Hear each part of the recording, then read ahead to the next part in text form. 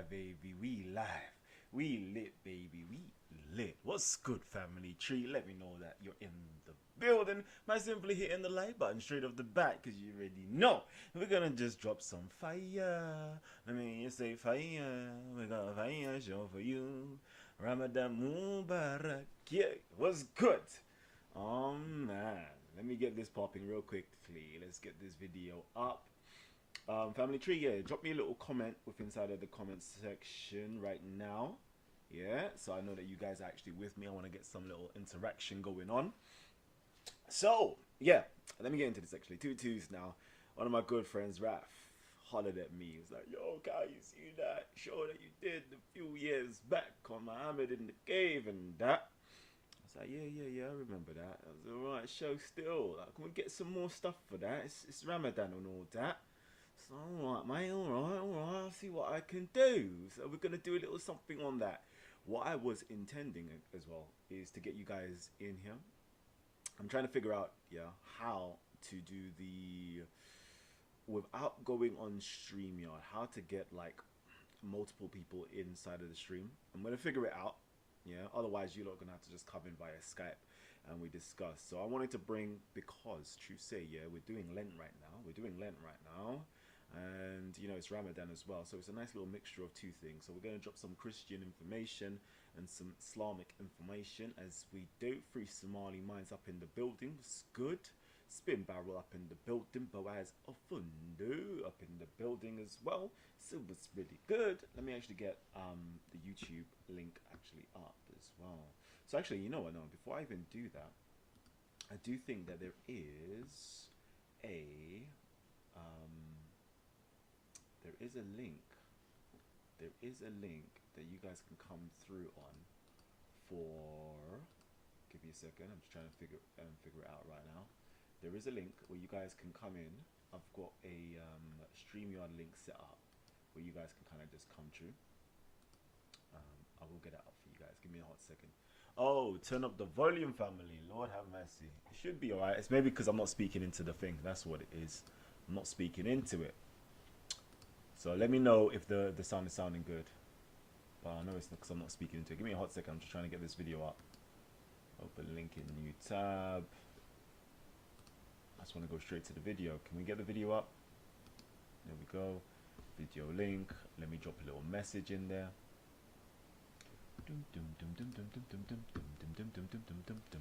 So yeah, here is the little StreamYard link. Yeah, man, like ultra. You know, you see, man, like you, yeah, you should be the one to show me, because I know you're on everybody's stream like that, how we can actually get everybody up on here, because I want to get everybody up on here. But yeah, so anyways, let me actually continue though. Let me continue. So real quickly, your mom's a good woman. Let me get this back up.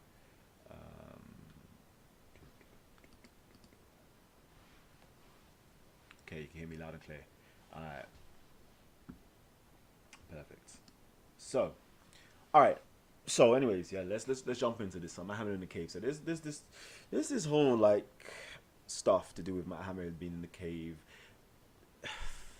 Truth be told, this is the start of what is modern day Islam. It is the start of it. It is the start of why Muslims actually celebrate Ramadan itself. Yeah, it's the start. But most Muslims don't actually know this. What do I mean by that? Most Muslims just believe that they're fasting for the sake of fasting, and they don't know the history and the origins behind the reason why they're actually fasting, and why Ramadan is a month that they're celebrating something. Okay, so Ramadan is supposedly the month that Muhammad received the revelations. Okay, this month, the month of burning. Okay. Man, like ultra. So yeah. So yeah. Fasting due to the revelation being revealed and so forth. So it's kind of like, you know, as Christians celebrate Christmas because it's the incarnation of the Christ, or the Word of God in human flesh. So too Muslims have a celebration for the incarnation of the Word of God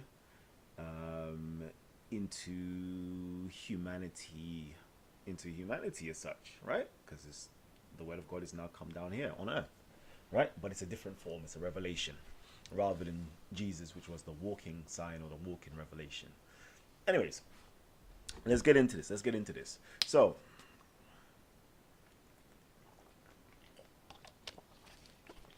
if we're ready to start, let's start. Let's get into some controversy. So now, the question is, what was Muhammad doing in the cave? The cave is about 3 hours away from his house. Sorry, 3 miles away from his house. What was Muhammad doing in the cave? I'm going to put it out there. Let's see if any of you guys got the answers for it. What was Muhammad doing in the cave? How did he hear about the cave? What was happening? Who was he with? Was he by himself? Was he with others? Like, why did he go there? How did he get this vision? You know? What God was he serving? You know? How do we know that it's not it's a demonic spirit? How do we know? You know? Ask and insert any question here type of vibe. How, you know, insert any question here. Very, very interesting. And I would love to, and you know what, yeah? You hear animal. I love that, you know, it says talking to Gabriel. The wickedest thing is, yeah, most people don't even know this yet. Again, I like that though. I like that. When it was first revealed, there was no mention of Gabriel. I will repeat. When the revelations or this experience first happened, okay, in the earliest literatures, there was no mention of Gabriel or Jibrail. None whatsoever. After a little while, though, they now started inserting Jibrail or Gabriel into the mix. They started inserting it. But anyways, let me just quickly read this. Revelations 22:13 says, Galatians 1:8, but even if we or an angel from heaven should preach a gospel other than the one we preach to you, let them be under God's curse. Okay, I hear that. And I'm going to say something which I've said before, even in that video, yeah. I said that early Islam was Christianity. Islam, before it was politicized and became a religion on its own, was a Christian sect.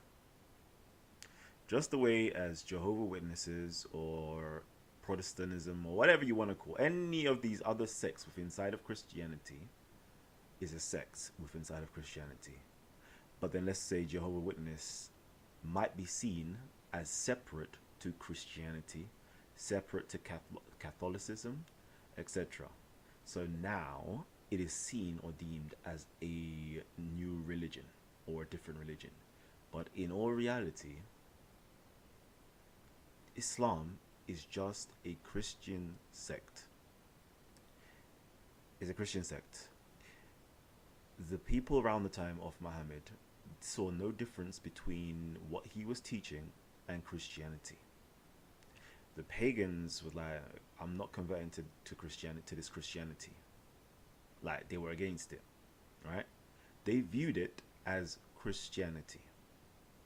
I also said, when you look at the early Muslim Christology, right? The early Muslim Christology, what I mean by this, when they were in hiding or they emigrated, the first Hajj they did was to Ethiopia, was to Abyssinia. According to them, this is their traditions, right?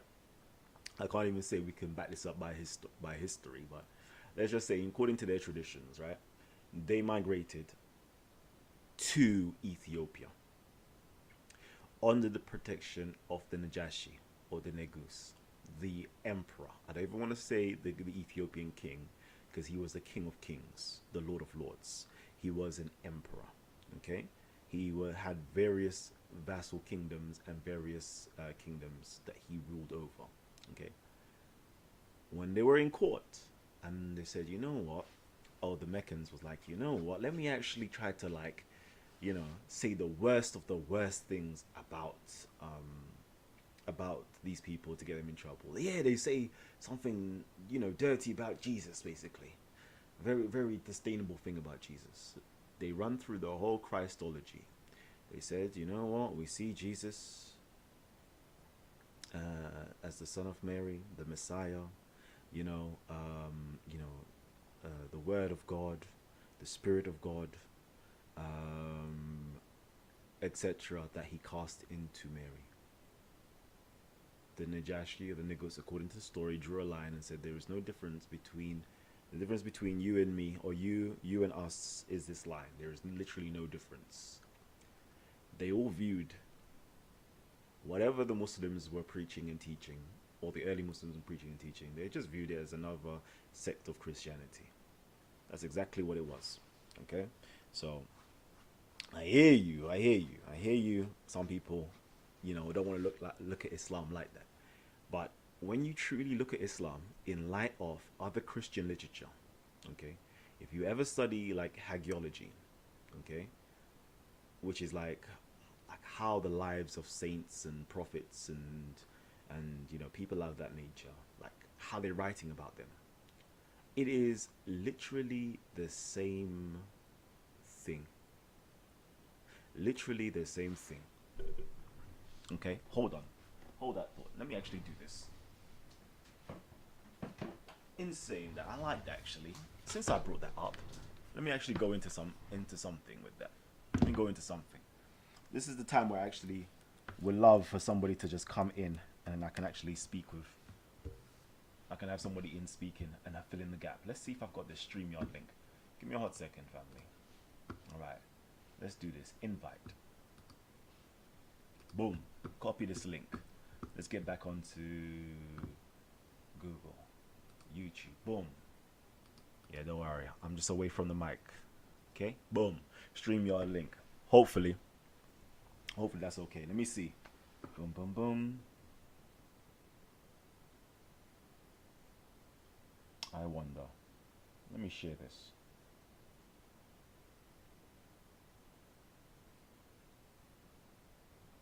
Okay.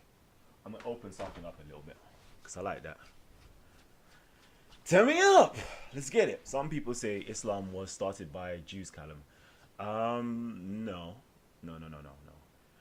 Islam is clearly started from Judeo-Christianity.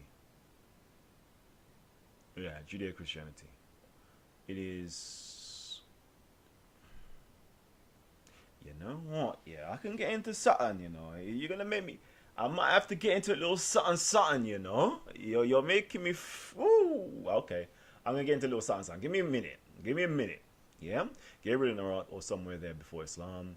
Was it yoga? Was it meditate? Was it black magic? What was he doing? This is news to me, family. Can you go in? Alright, cool. So let me get in. You could have waited till Saeed Ammar finished his show. I don't even know. Forgive me, I don't even follow these people. But I need to. I'm starting to get involved again. And start seeing what other people are up to. You know me, I live in my own little bubble. Alright. Let's see. Let me go into Adobe, yeah? Let's see. Where's my Adobe? Let me pull up a little something. Documents, clouds, boom. Yeah, I'm going to do this. Okay, this is going to be quite interesting, actually. We're going to do spot the difference. 128, boom. Okay. Doom. I can't stand the rain in my window.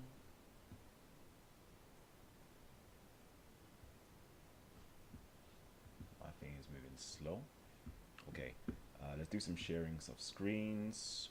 Boom, ba-dum. Let's see, browser share. Nope, not that one. Let's go to Adobe. Yeah, boom. Let's go into the PDF.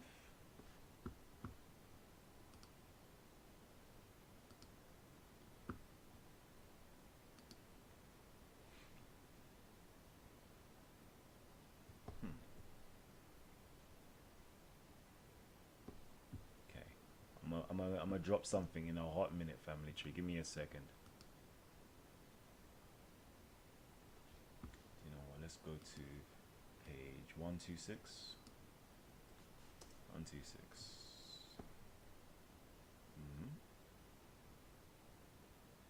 All right, I'm gonna go to 127. Okay. I'm gonna drop something still.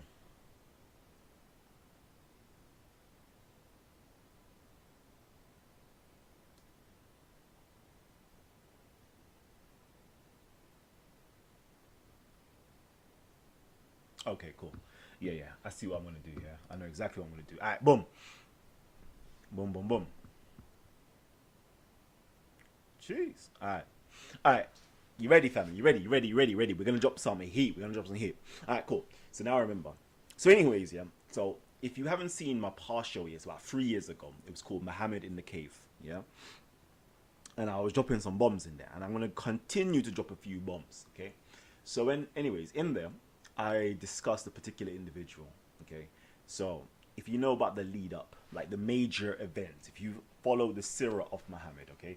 So there's the Sirah of Muhammad. Let's So there we go. Yeah, we got the Sirah of Muhammad. Yeah, and in there, it talks about when the Kaaba, yeah, the Kaaba was being rebuilt. Okay, the Kaaba, or the church, the Meccan church. Let me call that the place that everybody's doing Hajj these days. Yeah, was a Meccan church. When that was being rebuilt, yeah, there was a particular Coptic, some say Ethiopian, but let's just say Coptic to be on the safe side. Yeah, a Coptic priest, a Coptic carpenter, Coptic mason, Coptic architect. Yeah, was the one responsible for building the Kaaba as we know today. Right. Let me actually give you some source text for that. Let me just do that real quickly. Boom, boom, boom. Let's go to source text. Let's see. Can we get some source text up in here? Boom, boom, boom. Let's see.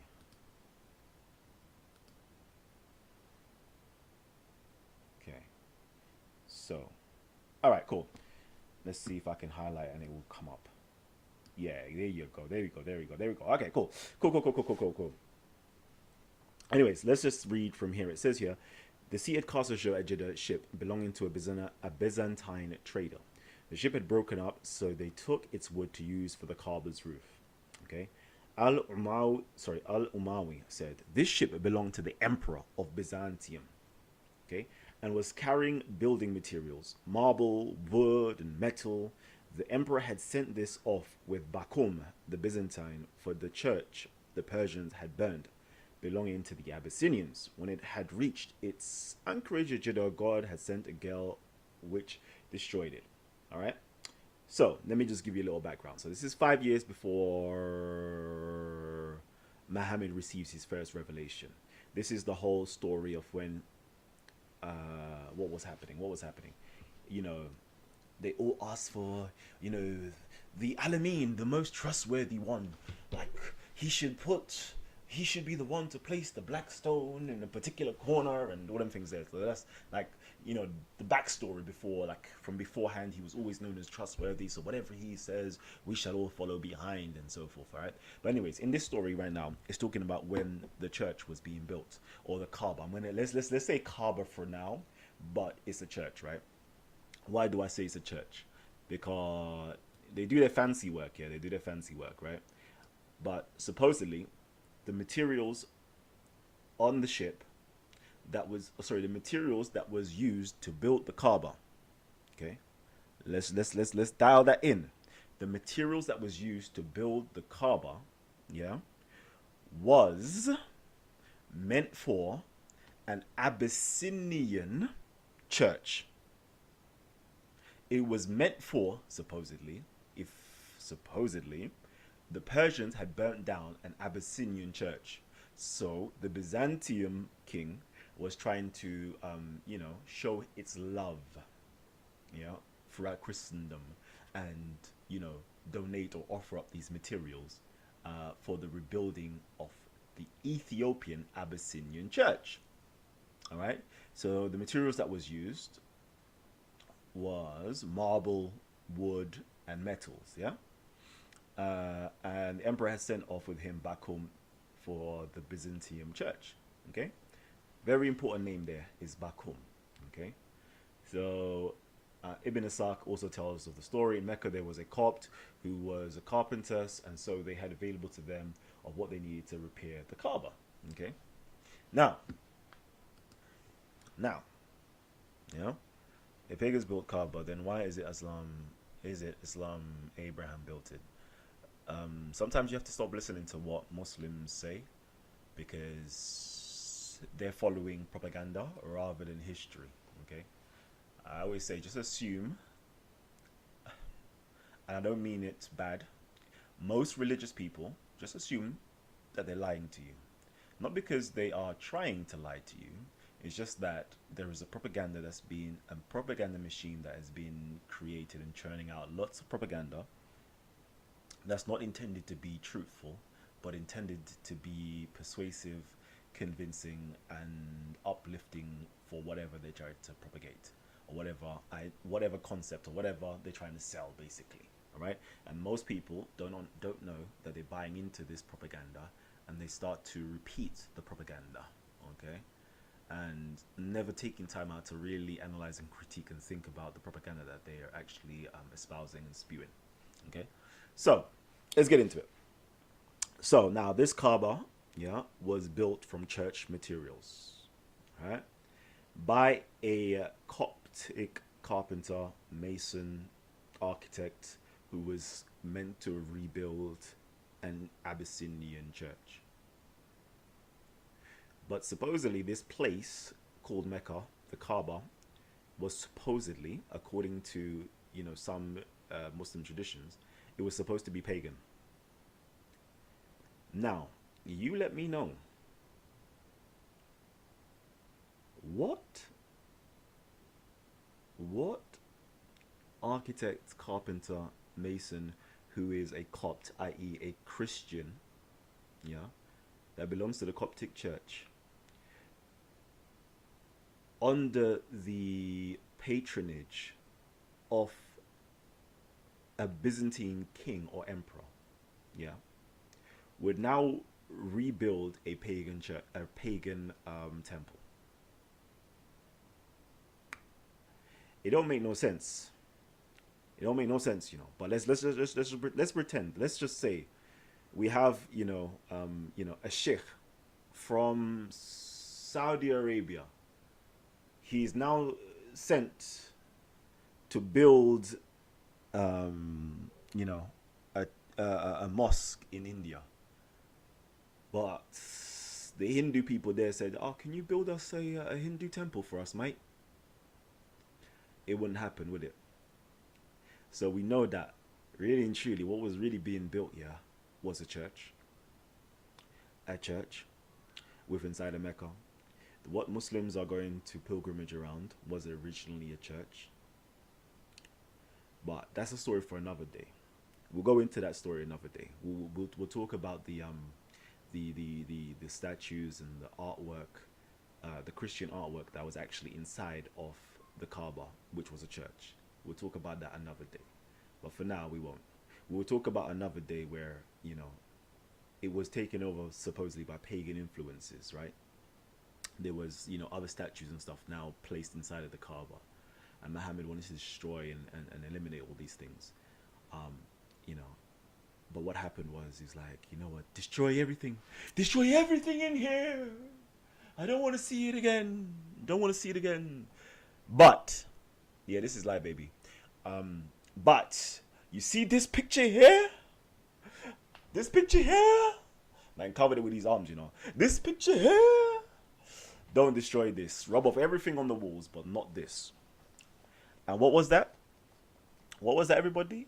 For those of you guys who do know, it was a picture of sweet baby Jesus and Mary. You know the Madonna and Child? Black woman and child. Oh, yeah, yeah, yeah. Yeah. That's the only picture, the only artistry work that was left with inside of the Kaaba during the time of Muhammad, right? Because he didn't die, he died shortly after conquering Mecca, right? The only artwork that was supposedly left inside of the Kaaba was a picture of Jesus and Mary. Just imagine that, the place that Muslims do Hajj to, billions of Muslims do Hajj to, right? Year on year. Circumambulating, praying towards, right? In the holies of their holies is a picture of Jesus and Mary. Was past tense, right? Because we do know that it got destroyed and it was rebuilt again after the time of Muhammad. But yeah, I know you thought that no images were allowed in Islam, right? It's a lie. You have to go back again, yeah. What people don't understand, yeah, is they listen to the propaganda rather than actually going through history and understand what was happening in the 7th century and 8th century, where the Christians and others was going through a stage of iconoclasm, where they were destroying images or trying to prevent images from being shown, and obviously that crept into Islam. But from the early times of Islam, the early materials that we do have of Muslims are pictures, are images of what could be rulers, actually are rulers, on coins, on buildings, paintings, and so forth. There was supposedly even a picture of the Prophet Muhammad circulating all the way to China and so forth. So yeah, no, don't believe in the hype that pictures are not allowed in Islam. That's just something that came into Islam, and now Muslims believe as such. Okay, but yeah. So anyways, but yeah, that's me sidetracking. Another time we'll go into the Meccan church known as the Kaaba. But yeah, so anyways, so we see there, yeah, there was a particular individual, yeah, a Coptic individual, yeah, by the name of Bakum, right? He was the one that was responsible for building the Kaaba and so forth 5 years before Muhammad receives his prophethood. Okay, and this was intended to be for the Abyssinian church. Interesting, right? This is very interesting information. Do you know why it's interesting information? Because this particular person, yeah, like, I love the way that the authors just sprinkle in like little like droplets of like gems, yeah, because somebody would read that and would just bypass the name Bakum. That's a big boy person, That's like me saying nowadays, yeah, yeah, fam, you know what, yeah, let me tell you about the best love story on earth. Okay, let me see.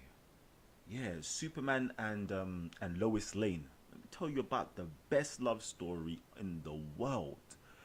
But yeah, you see, before Superman met Lois Lane, yeah, 5 years before that, he was jamming with William Shakespeare, and William Shakespeare was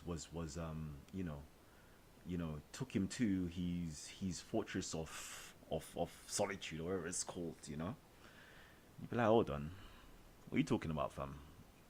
William Shakespeare, yeah, belongs like a few hundred years before before Superman and Lois Lane. What are you talking about, fam? And the best love story that was ever created, yeah, was Romeo and Juliet. You know what I mean? Is there? I don't get what you're talking about, fam. Yeah, like shut your mouth. This is what's going on right now, yeah, with the whole Bakum thing. Because if you don't know who Bakum is, yeah, Bakum is like the Arabization of the word Pakum, okay? And Pakum or Pacomius, yeah. Let me do a little quick Wikipedia search for you guys. No, Wikipedia, Oof. Should I do Wikipedia? Do I have time for Wikipedia? Let me do a quick Wikipedia. Nah, don't worry. Anyways, I'll tell you about Pacom in it. You look can Google it afterwards. Yeah, Pacom. Yeah, Pachomius. Okay, Pacom or Bakum, same person, same individual, same name. Yeah, for the same namesake. If you go into him, yeah, and you go into the histories, yeah, you will see a striking resemblance between him and Muhammad. Yeah. Because you have to understand, yeah, when people are writing these stories, yeah, they have source text. What do I mean by source text? They actually go through books on hagiology or history or whatever it is to create and construct stories. Stories don't just come out of the blue. There is always an inspiration or something where these stories are coming from. And I'm going to just go into that real quickly, actually, because it's kind of nice, you know. It's kind of nice. Let's quickly do that before we actually get into some meaty stuff. So, all right. So we're going to go into the ecclesiastic.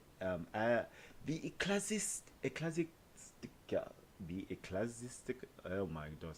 Anyways, it's the ecclesiastic histories by Sozum. Okay, ecclesiastic histories by Sozum. Let me actually go into this real quickly. Okay, and it's going to be talking about Pachomius. We're going into Pachomius. All right, let me read from here. Let me do this. Let me highlight that. Let me see if I could underline. Let me highlight it. Yeah, boom. I just highlighted it. Okay, boom. So Pachom or Pachomius, yeah, same word, same name. All right. He is like in the 2nd century, so this is quite some time beforehand, right? In the 2nd century, it is said that Pachomius at first dwelt alone in a cave. What other person do we know dwelt alone in a cave? But that a holy angel appeared to him. Who else do we know that a holy angel appeared to him? We're going to see, you know, we're going to see something. And commanded him to assemble some young monks. Who else was told to gather up his community? To instruct them in the practice of philosophy and to inculcate the laws which were about to be delivered to him. Yeah? Again, let me read that. To instruct them in the practice of philosophy and to inculcate the laws which were about to be delivered to him. Right? Oh no, who else was given some philosophical teachings or scriptural teachings? Right? Who else was given some laws? Anyways, by an angel, matter of fact. A tablet was then given to him. A tablet, you know. What, like the sacred tablet? The preserved tablets in heaven? Jeez. It sounds mighty fishy. Mighty strange. If I didn't know this was written 200 to 300 years before Islam, yeah, I would say that this copied from Islam. I would say that, you know. But anyways, glad that I know better. A tablet was then given to him, which is still carefully preserved. Upon this tablet were inscribed injunctions by which he was bound to permit everyone to eat, to drink, to work, and to fast according to. Okay? So there's injunctions of how to eat, or what to eat, to drink, to work, and to fast. Interesting that, you know. Interesting that. I'm just putting it out there. This sounds very similar. Very similar.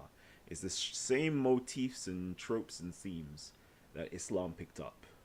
Why? Islam is simply, I don't want to say copying, borrowing themes, yeah, from Christianity, from Christian saints and prophets. But most Christians will look down at Muslims, yeah, not even understanding that the Quran and what Muhammad, the traditions of Muhammad before it started to become ridiculous, was just Christian stories. I'm going to skip a little bit. Just a little bit, yeah? Because we're going to talk about somebody else called Apollonius.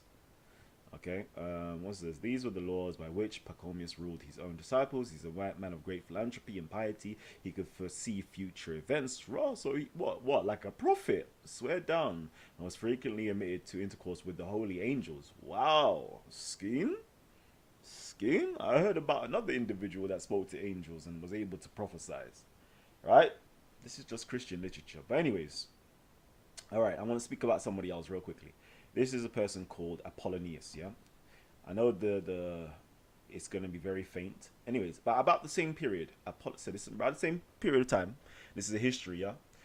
The ecclesiastical history of Sozomon. Okay? So he's writing this. He says here, it is said that from the age of 15, he devoted himself to philosophy in the solitudes of the deserts. Interesting. That when he attained the age of 40, wow, this number again, you know, age of 40, he went according to a divine command. Hold on. He received a divine command at the age of 40? Interesting that. Anyways, I will continue. He then received to dwell in the regions inhabited by men. So he's now been told to go out. Instead of being in your cave, instead of being in the desert, instead of being in the solitude, go out. Go out to men. What's going to happen there? We wonder. He was greatly beloved of God and was endowed with the power of performing miraculous cures and notable works. He was exact in the observance of duty and instructed others in philosophy with great goodness and kindness. He invariably obtained from God whatever he asked in prayer, but he was so wise that he always sorry, this is so faint to read. But anyways, he always preferred, I'm going to go with preferred, prudent requests and such as the divine being is ever ready to grant. Okay, so I just wanted to show you there's a few little motifs and themes in there, yeah, that is very reminiscent of of Islam, right? Is Kalam the person who is live? Yeah. Sorry, let me reintroduce myself. I'm K, A to the L A, M is my name. Yeah. Well, that's good, family tree. Talk to me. Let me stop real quickly, because we were just dropping some knowledge. But as you can quite clearly see, a lot of Islam, in terms of the biography of Muhammad, in terms of receiving revelations at the age of 40, in terms of this divine command to go out and preach and teach to men, getting information from angels, commands and laws and other stuff like that, being in the cave and so forth. It's already there in Christian literature. But because we don't know Christian literature, we look at Islam as something profound and new. Like he claims to be a prophet. He claims to hear voices from angels. He comes giving laws. This must be a new religion. No, this is just the same types of themes you can find within side of hagiology, right? Sacred writings or writings on the lives of prophets, apostles and saints in Christendom. That's what's going on. There's nothing different at all. Alright, people want to jump in. Let me see, have I got the StreamYard thing running? Let me quickly go back into it. Bum, bum, bum, dum, bum, dum, bum, dum, bum. Uh-oh. Let's see. StreamYard. Okay, cool. I see it's there. Boom. Add to stream. Alright, boom. Okay. I see you guys. Yeah. But now it's trying to bring you in. You know what I'm going to do? Join the Skype link. This is what I'm going to do. I'm going to create a Skype link. Yeah. Hold on for a hot second. Let me create a Skype link. So Ziad and Annabelle, you can join the Skype link. Give me a second. Let me create it first. Host a meeting. Okay. Let's get this copied. Start meeting. And I'm going to send it to the StreamYard first. Private chat. Boom. Here you go.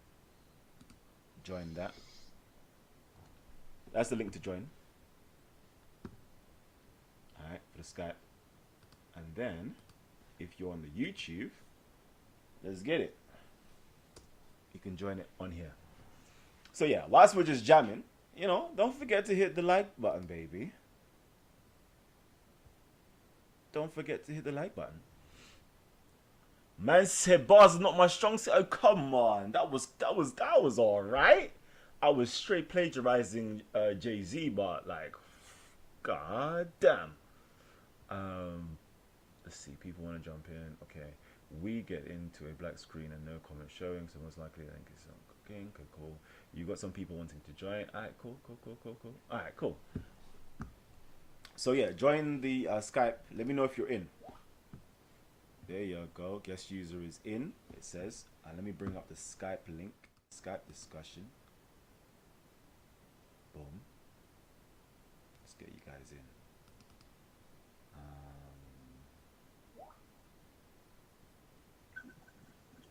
Okay. There you go. Let me make you a little bit larger so you're seen. All right. Peace. Hello. Talk to me, King. Hello. Well, my name is Kalam. I'm living in Athens, Greece, but I'm actually from all over the place because both my parents are mixed. Part British, part Lebanese, part Egyptian, part Greek, born in Cyprus. Now, the reason why I came here is I don't want to discuss any type of religion, but I would like to identify myself first. Ziad Karam is my real name. You can find me on Facebook, whatever, Twitter, etc., etc. I'm a Muslim revert, but I didn't come here I didn't join to discuss religion. I just came to warn your viewers about a Muslim. And you've heard his name. His name is Kenny Boma. Do you remember the name? Yep. Okay, this guy is into a lot of shenanigans. He is a scammer. He is a liar. He is a manipulator. And he is the worst Muslim I have met in my life. And I and another group of people, honest people, have exposed him for his lies, his scams, etc., etc. And he's starting his shenanigans again, even though he's been totally, absolutely annihilated, destroyed, exposed, etc., by many people, including myself. And let me give you just an example. Have you heard of CP? Yes. Okay. Even though I disagree with the things that CP does, because, well, he's kind of a little bit, he doesn't speak, at least in a respectful manner. That's another point. But in absolute honesty, I must say the truth that at some point, a few years back, if you watch CP's videos, he also exposed him for his lies and his hypocrisy. Do you understand the point I'm trying to make? Yeah. That I, as a Muslim, I have to speak the truth and call out another guy who is pretending to be an imam in inverted commas. The guy doesn't even know how to recite the Quran. He doesn't know American history. His book is full of fallacies, full of historical errors, etc. He even says in his book, I don't know if you've heard about his book. No. The second edition of his book, he actually makes the historical fallacy of saying that, your viewers are going to laugh now, that Abraham Lincoln owned slaves. Okay. He also said, and that's a historical fallacy. He also makes another major error, which is a religious fallacy. He says that Islam is not a religion, even though if you open the Quran, chapter 3, verse 19, it clearly says, "Lo, the religion with Allah is Islam." So basically, he doesn't even know his own Quran, which I find to be absolutely preposterous. Okay. So I want to invite your viewers, if that's okay with you, to watch my videos. I've made like 37 or 38 videos about this guy, totally exposing everything. That's what I wanted to do for today. If you want to have a discussion on religion, no problem, but you can set it up if it's okay with you. Okay, cool. Today we're talking about Muhammad in the cave and the start of why this month of Ramadan is actually being celebrated. Which is to do with the revelation of him being in the cave and what was he doing in the cave. So actually, let's ask you this question: what do you believe Muhammad was doing in the cave? Why was he in the cave? Meditating. What was he meditating on? He liked to exclude himself from the other people of Mecca because they were idol worshippers. Okay. And they were doing lots of injustice because it was common knowledge that they had very few earthly laws and no heavenly laws. Oh. And the injustice that was done to the people was absolutely horrendous. And why did he choose that particular cave? I've done the seerah about the Prophet, but in absolute honesty, I haven't gone into all the details. So if I do not know something, I'll just tell the truth. I do not know. Okay. All right, cool. So, let's see. No, I don't want to say I'm testing your knowledge on the revelations. What do you understand happened when he received his first revelation? Well, it's common knowledge in Islam that the Archangel Jibreel, peace and blessings be upon him, we say that from respect for the angels and the prophets, we always say peace be upon them, that the Archangel Jibreel appeared to him and he commanded him 3 times to say something, to repeat something. But the Prophet, because the word Iqra has multiple meanings, he didn't understand what the Archangel was telling him to do. Once the Archangel told him the 3rd time, he grabbed him and he told him, read in the name of thy Lord who created thee. Iqra bismi rabbika alladhi khalaq. Khalaq al-insana min alaq. Created man from congealated blood, etc. And he gave him the first 5 verses of the Quran, which is, if you open the Holy Quran, it's chapter 96, called Surah. Surah means the chapter in Arabic. Al-Alaq. Surah Al-Alaq. Excellent. Okay, cool, perfect. I like that. Anyways, let's get back in. Thank you for having me. Yep, you're welcome. All right, let's get into this. So where were we again? All right, should we? Sorry. Yes. You want to set something up? You want to set up like a discussion or something, or would you like to ask me a few quick questions? Because I was already in the middle of doing something else. Okay. Because I'm gonna watch this. Sorry for the word, idiot stream. Okay. Because he's going to talk about me, and I'm going to refute every single thing that he says. I will try to log on to his stream, but he is a coward, and he knows deep down inside that I am going to expose him again. Okay. This guy is the most dangerous Muslim I know in real life. Oh wow! And I say that with absolute honesty. Oh wow! Okay. You heard the name before. You've heard the name. Yeah. Kenny Bowman, you know him. I even watched one of your videos when you were mentioning him, so that's why I know that you know him. Yep. All right, family. I'm not trying to escape from anything. I'm just, I'm really frustrated at this guy. This has been going on ever since July 2021.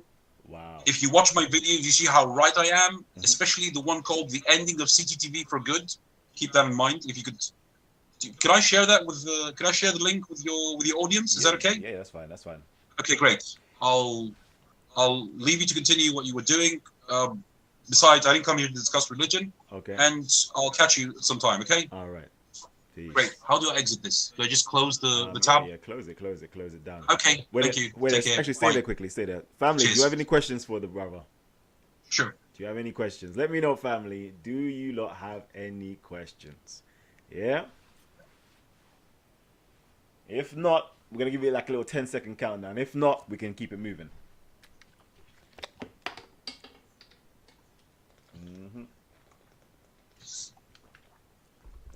All right, cool. Doesn't seem like anybody has any questions for you. But okay, take care. All right, peace. Bye. Yeah, buddy.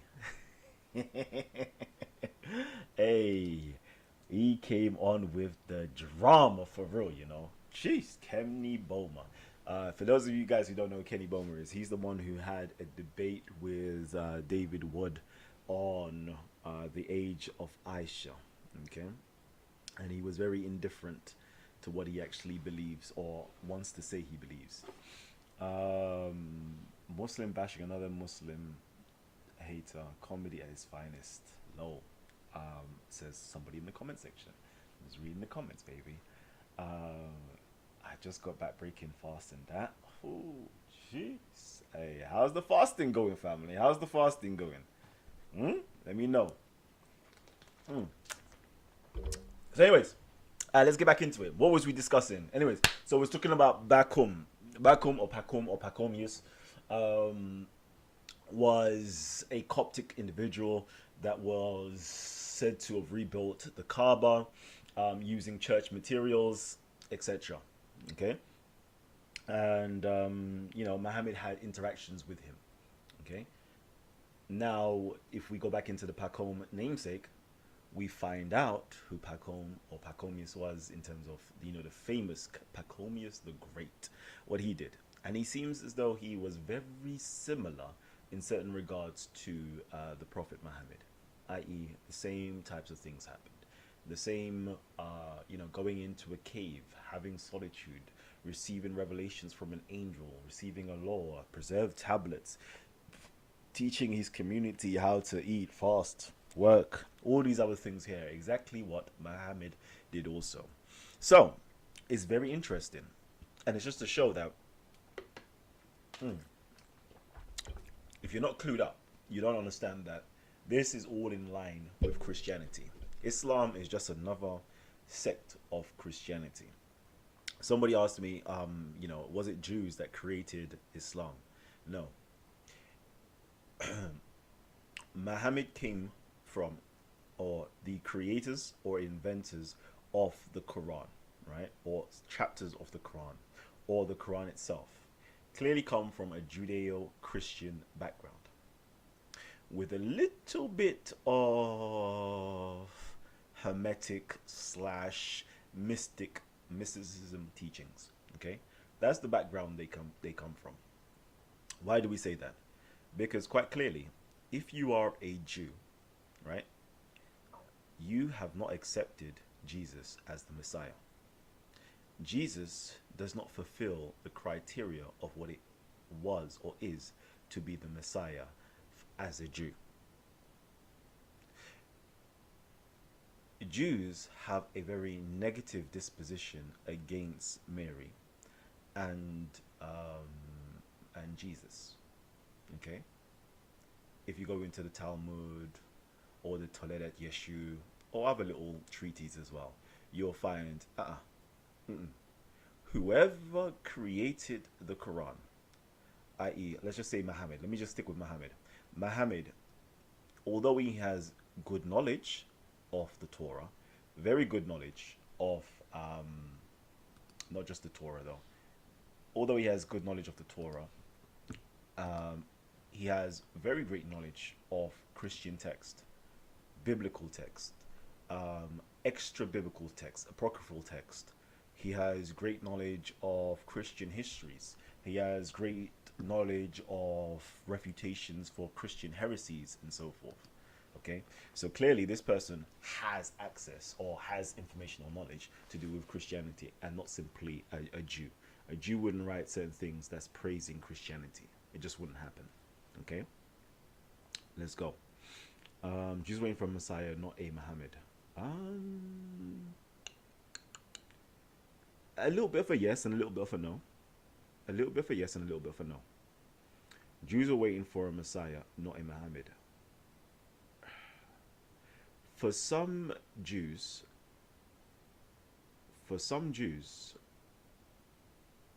they constructed Muhammad as a Messiah.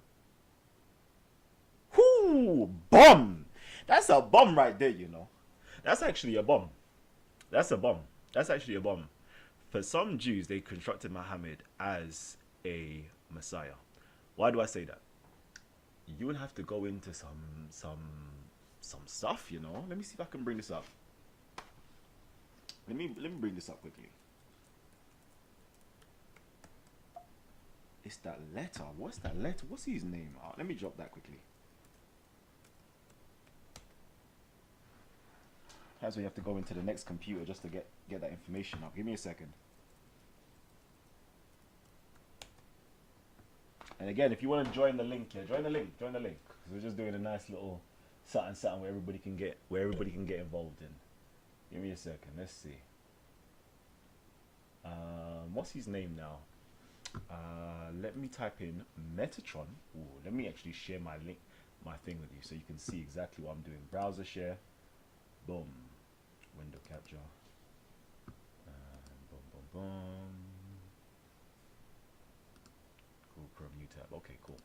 Perfect. So, I'm going to do this live right now.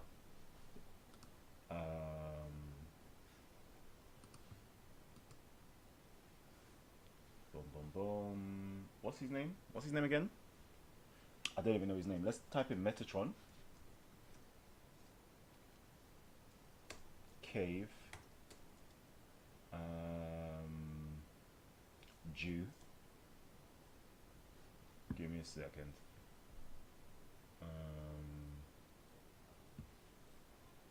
Muhammad.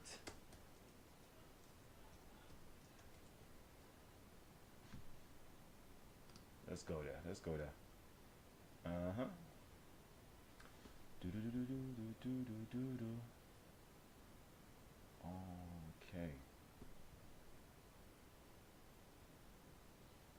What's his name though? Let me just quickly find his name and let's see if I can get it. All this stuff that I have in my archives, you know.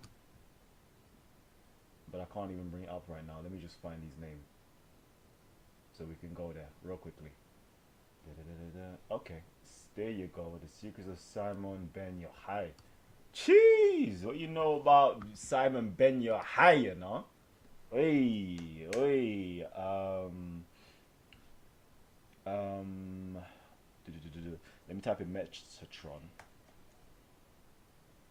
And let's see, Metatron Cave. Let's see if we can get it. Let's see if we can get it. Come on, give me something that's good that I can just quickly see it real quickly. Alright, let's try go on here.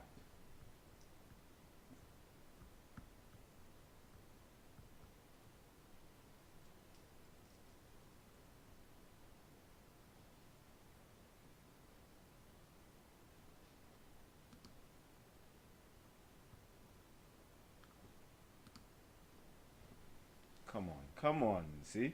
When we're doing stuff just straight off the bat, I swear it's a letter. I know I've got this in my PDF somewhere, but it's all long to find. Okay, cool. Anyways. Okay, this is another cave story. Let me give you another cave story, family. Let me give you another cave story. Here we go. Alright, these are the secrets that were revealed to Rabbi Shimon ben Yochai when he was hiding in a cave on account of the persecutions of Caesar, king of Edom, Rome. He stood in prayer 40 days and 40 nights, that number 40 again, and begun thusly, Lord God, how long will you spurn the prayer of your servant? Immediately there was revealed to him the secrets of the eschaton, the last days, and various hidden things. He began to sit and expound the passages, and he beheld the Kenite, Numbers 24:21. When he perceived that the kingdom of Ishmael would come and exercise dominion over Israel, he exclaimed, is it not sufficient what the wicked kingdom of Edom has done to us, that we should also suffer the dominion of the kingdom of Ishmael? Immediately Metatron, the prince of the presence, answered him and said, do not be afraid, mortal, for the Holy One, blessed be he, is bringing about the kingdom of Ishmael only for the purpose of delivering you from the wicked one. He shall raise up over them a prophet in accordance with his will, and he will subdue the land for them, and they shall come and restore it with grandeur. Great enmity will exist between them and the children of Esau. Rabbi Shimon answered and said, from whence are they understood as our deliverance? Jeez. There's some messianic stuff coming in now, you know. He said to him, did not Isaiah the prophet speak thusly? And should he see chariotry of a pair of riders, one riding an ass and one riding a camel? Isaiah 21:7. Why did he put the rider of an ass before the rider of a camel? Should he not instead have said the rider of a camel, rider of an ass? No, the textual sequential means that when the one who rides the camel, Ishmael or Muhammad, emerges, the kingdom ruled by the one mounted upon an ass, Zechariah 9:9, has manifested. By his Ishmael or Muhammad's agency, another opinion, rider of an ass, connotates at the same time when he rides upon an ass, so consequently as a deliverance for Israel, like the deliverance, the one mounted upon the ass. It continues, yeah, but I ain't got time for that, yeah. The point was to make real quickly was that, what was we saying? You were saying about, well, let me quickly bring up your comment. Your comment was, let me get it. Where is your comment? Okay, I can't find your comment. Jews were waiting for a Messiah, not a Muhammad, and you'll find out. No. Supposedly, this rabbi was in the 2nd century, but I'm pretty sure this letter or this treatise is really from the 8th century. Yeah, so I'm not going to even pretend that this goes back to the 2nd century. Although the writers were making the claim or trying to place this particular prophecy in the 2nd century, right? Because this is where this rabbi actually existed. So supposedly these Jews were awaiting a Messiah-like figure who wasn't a Jewish Messiah, but was an Arab Messiah, and they saw Muhammad and his reign as being that Messiah type. Just to put it out there, there's some shit. I mean, there's some stuff that you would never hear. You never hear this. You never hear this. But today we're gonna draw up some stuff, right? Because we're talking about Muhammad in the cave, and this is all to do with Muhammad in the cave or other cave stories, so to speak. Yeah, and we'll also find out. You see how this particular Jewish rabbi is speaking to Metatron. You will also find out that the angel that Muhammad actually spoke to wasn't Gabriel itself. That came much later on. It was actually Metatron that Muhammad spoke to. But that's a story for another day, because that's going to go over the heads of every single Muslim, for one, facts. And most Christians have never heard of the name of Metatron, too. So I don't even want to go there. That's a story for another day. Okay? Muhammad is not a Messiah. Well, he definitely was a redeemer and deliverer for some people. Let me quickly go through some of these comments. Let me see. Again, if you want to get in contact with me, quickly just type Titanstv, because I ain't got time to read through all the comments. If you want a comment to stick out to me, just quickly tag Titanstv or hit us up with a super chat, baby. Hit us up with a super chat, and then we can do something. If we got biblical writings, Muhammad can't be a prophet. I don't know why. Give me that. Why can Muhammad not be a prophet? Why can Muhammad not be a prophet? Give me something. I want to understand why Muhammad cannot be a prophet. And it's not to say I'm disagreeing with you, I'm not even going to tell you I'm disagreeing with you. I just want to know your reason as to why Muhammad cannot be a prophet according to biblical writings. So much do that Muslims must call OT and New Testament corrupted. And again, yeah, Walter, I'm reading some of your comments, yeah. You said it correctly, like in terms of Muslims say that the Old Testament and New Testament are corrupted, but does the Quran? That's the question. Does the Quran? Does the Quran? Don't listen to what Muslims say. Muslims have been corrupted by propaganda. Same way Christians have been corrupted by propaganda. And every other religious person in the world have been corrupted by propaganda. Because propaganda is developed to spin a particular narrative, whether it's true or false. And usually it's false. Propagandas usually are false. Yeah? But it's there to spin a particular thing. Is this a debate or just claims?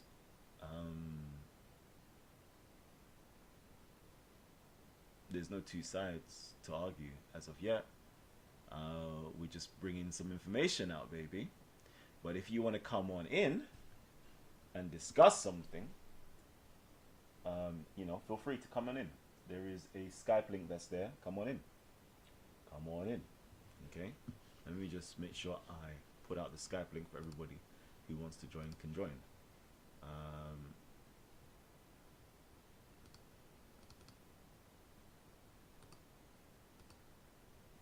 Let me get it. Here's the Skype link. Anybody want to join? There you go. Skype link. Okay.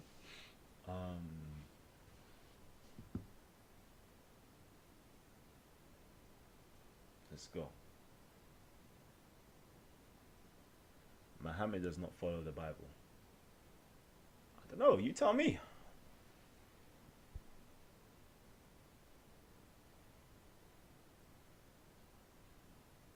I don't know. You don't tell me. Muhammad is pretty much like any other Christian saint or prophet. Pretty much. The Quran is pretty much in line with Christianity.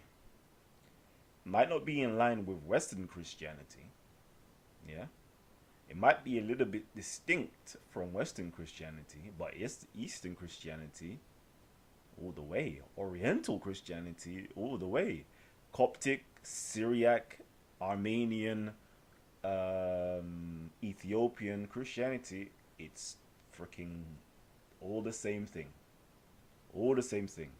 If you can give me a difference, yeah, you tell me, what does the Quran have that you cannot find in Judeo-Christian writings amongst the Eastern and Oriental Orthodox churches? Give me one thing. It's all the same thing, to be honest with you. And if you say it's pseudo, just present something. Present something that's contrary. I'm here for it. Present something that's contrary. He must accept Christ as Lord. And who says he didn't? Who says he didn't accept Christ as Lord?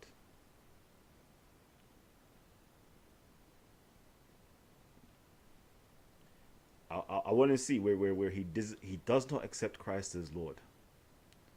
Jesus has to be one of the most elevated personages in the whole of the Quran. The whole of the Quran is there elevating and even, how can I put it, defending Jesus. The Quran is a Christian text, for those people who don't know. It's a straight Christian text. That's my claim. And now, why is it my claim? It's simple. Let's see. Let Kalam do a little bit of evidential based reasoning, or evidence based, right? Chapter 19 of the Quran is a chapter, surah, entitled Maryam. Beautiful chapter. All of that information you can find in earlier gospel writings, i.e. the Gospel of Thomas. All it is taking earlier gospel stories. I don't want to say it's spun it. It's just paraphrasing it. It's a Christian literature. It's Christian literature. Through and through. If you say it isn't, I don't know. Kind of show me where it isn't. Christian literature. Most of what's in the Quran you can find in Christian literature. All the stories of Alexander the Great, that's to do with Syriac and Ethiopian Christian literature. The stories of the Seven Sleepers, the story of the martyrdom that happened in Najran, the story of the ditch. This is Christian stories. This is Christian history that's taking place in there. All of it is pertaining to Christianity. But because we don't understand Eastern and Oriental Christianity and what was taking place during the time period of when Muhammad supposedly existed, yeah, we don't understand that it's all Christian information. But anyways, let's go. It should not be Muhammad in Shahada, but Christ is the Son of God. No. Again, that's a development. Okay, I'm talking about early Christianity. Sorry, early Islam. I'm actually talking about early Islam. And let me make that very clear. Actually, nascent Islam, before Islam was even called Islam. Okay, that's a story for another day. Like, that day is gonna blow a few people's minds, right? Because nobody in the first century of Islam, yeah, in the first century, I'm gonna have to do this. Islam. Nobody called themselves Muslims. Nobody said that what they were practicing was Islam. Just to put it out there. Okay, so for the first century, there wasn't that going on. The Shahada, yeah, is something that took place about 50 years later. It was developmental. The first Shahada was, as you find in the Quran, La ilaha illa Allah. There is no God but God, or besides God. There's no other gods besides God, or besides Him. That was the earliest Shahada. Then there was a development where Muhammad was now introduced into the Shahada. Okay? But early Islam never had that. Okay? Just putting it out there. You have to actually understand the history of Islam, and you will just see it's all developmental.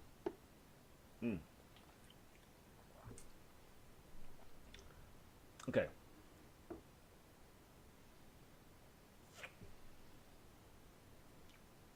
Let's get it.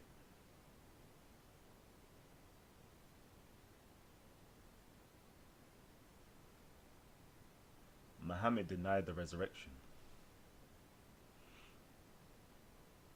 Muhammad denied the resurrection. Okay, let me see. Let me do this. Okay, I can't even pin it. No, Muhammad doesn't deny the resurrection at all. He doesn't. He doesn't. There's a difference between how Muslims interpret the Quran versus what the Quran actually says.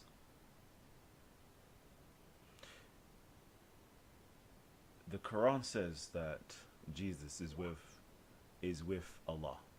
Allah raised him. Right? That's what the Quran says, by the way. That doesn't deny the resurrection. There's a big difference in what Muslims say and what the Quran says.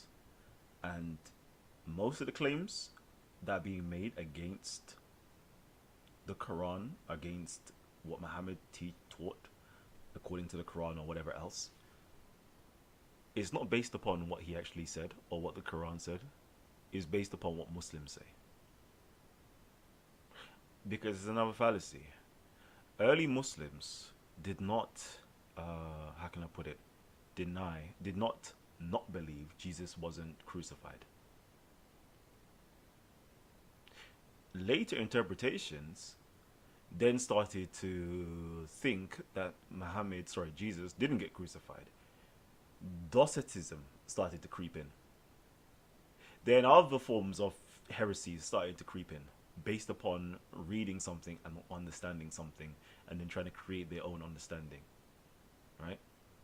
So, again, like, it's, I don't even have time to even delve into certain things because it's long.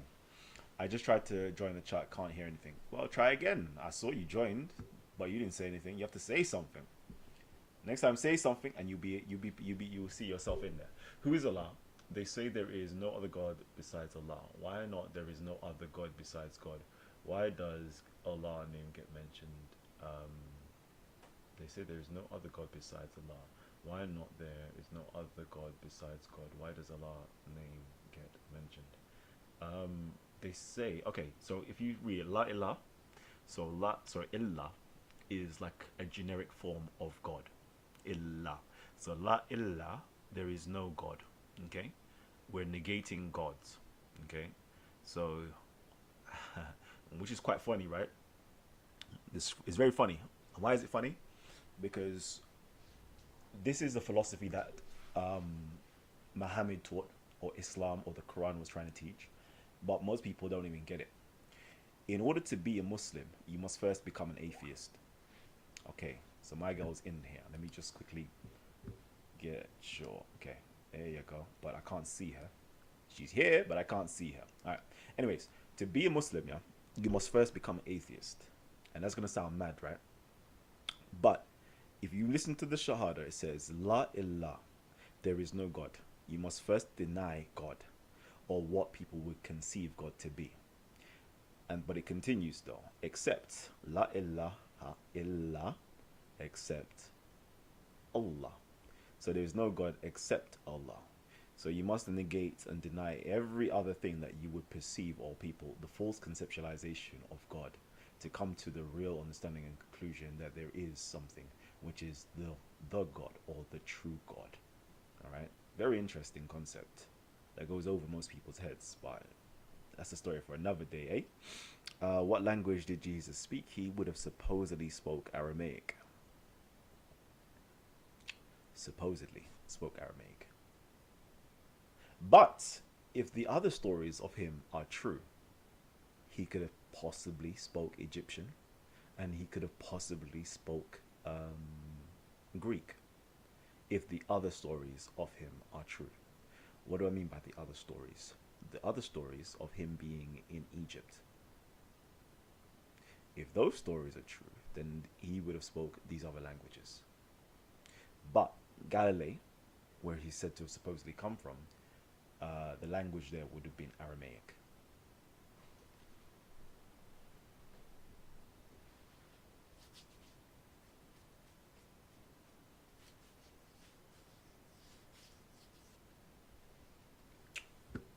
All right, Zubaydah, are you there?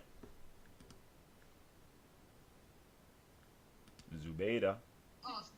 Me and Willie, the two people that you troll online, beat you up. All right, But Zabeda. I'm still trolling you online. Sorry, I'm trying to have a serious conversation here. Can you be quiet, please? No, Yes, not the thought. All right, let's go, family. Talk to me. yeah. So I just wanted to challenge your claims about sort of Islam coming from like Judaism or Christianity. I don't know if you were saying that. Okay, yeah, go ahead. Yeah, so I've heard this claim quite a lot that Islam is basically a remix or like copying what Judaism and Christianity teaches, but you have to look at the foundational message of Islam, the foundational message of Christianity, the foundational message of Judaism, which is worshipping one God. So this is why as Muslims we believe in all the previous prophets, because we believe that all the prophets came with this foundational message, and this is why I say Islam came to confirm and clarify, right? Because why would we sit there and act like, you know, we're this completely new religion, at the same time we almost pay homage to the previous scriptures and to the previous prophets. So it's really a fact of Islam is a way of life which has the foundational message of worshipping one God. It's nothing copying, it's not stealing. You know, Islam has always existed as far as I'm concerned, because the meaning of Islam is the one who submits his will to God, which is what all the previous prophets did, and it's what the Prophet Muhammad ﷺ did, and that is literally the message. I'm with you. I don't have any arguments with you in that. I don't even want to say it's a copying neither. Copying is a bit too. It's not the right word. We can just say that Muhammad, if he existed, came from the milieu of Judeo-Christianity. So what do you mean by that? From that particular world, he is just simply teaching that particular view, Judeo-Christianity. The Quran claims that this is not a newfangled religion, right? There is nothing new in it. It's exactly the same thing, and just being taught to the people. Yeah, but that can't necessarily be true, because obviously when it comes to the Jewish religion, obviously they were a people who rebelled against God, right? They didn't stick to the commandments, hence why God had to send new prophets to almost revive the teachings, because people obviously did not hold on to those teachings, right? I'm with you. So when the message, when the new prophets came, did it change the religion, or was it still Judaism? Well, they didn't change the foundational message, but there were certain laws that were definitely added, I would say. Not changed, added. But it was still Judaism, right? Well, define Judaism. What do you mean by Judaism? Okay, so for example, we have the first 5 books of Moses, right? Everybody that goes along with that, yeah, and follows that are Jews, right? There are different prophets: Isaiah, Ezekiel, Malachi, Daniel, etc., etc., etc. They're not teaching something new. All the people still say, yep, what we're following is Judaism, right? We have different prophets at different times. It's still Judaism. The same way in Christianity, you'll have different prophets and apostles, but it's not a new religion. It's just still Christianity. And that's what I'm trying to say, that Islam is nothing new. It's still following in the same strain as Judaism and Christianity. It's a Judeo-Christian sect. It does exactly the same thing as Judaism and Christianity does. It came from Judeo-Christian people. It was teaching Judeo-Christian people. And it's just Judeo-Christian. It's just another Judeo-Christian sect.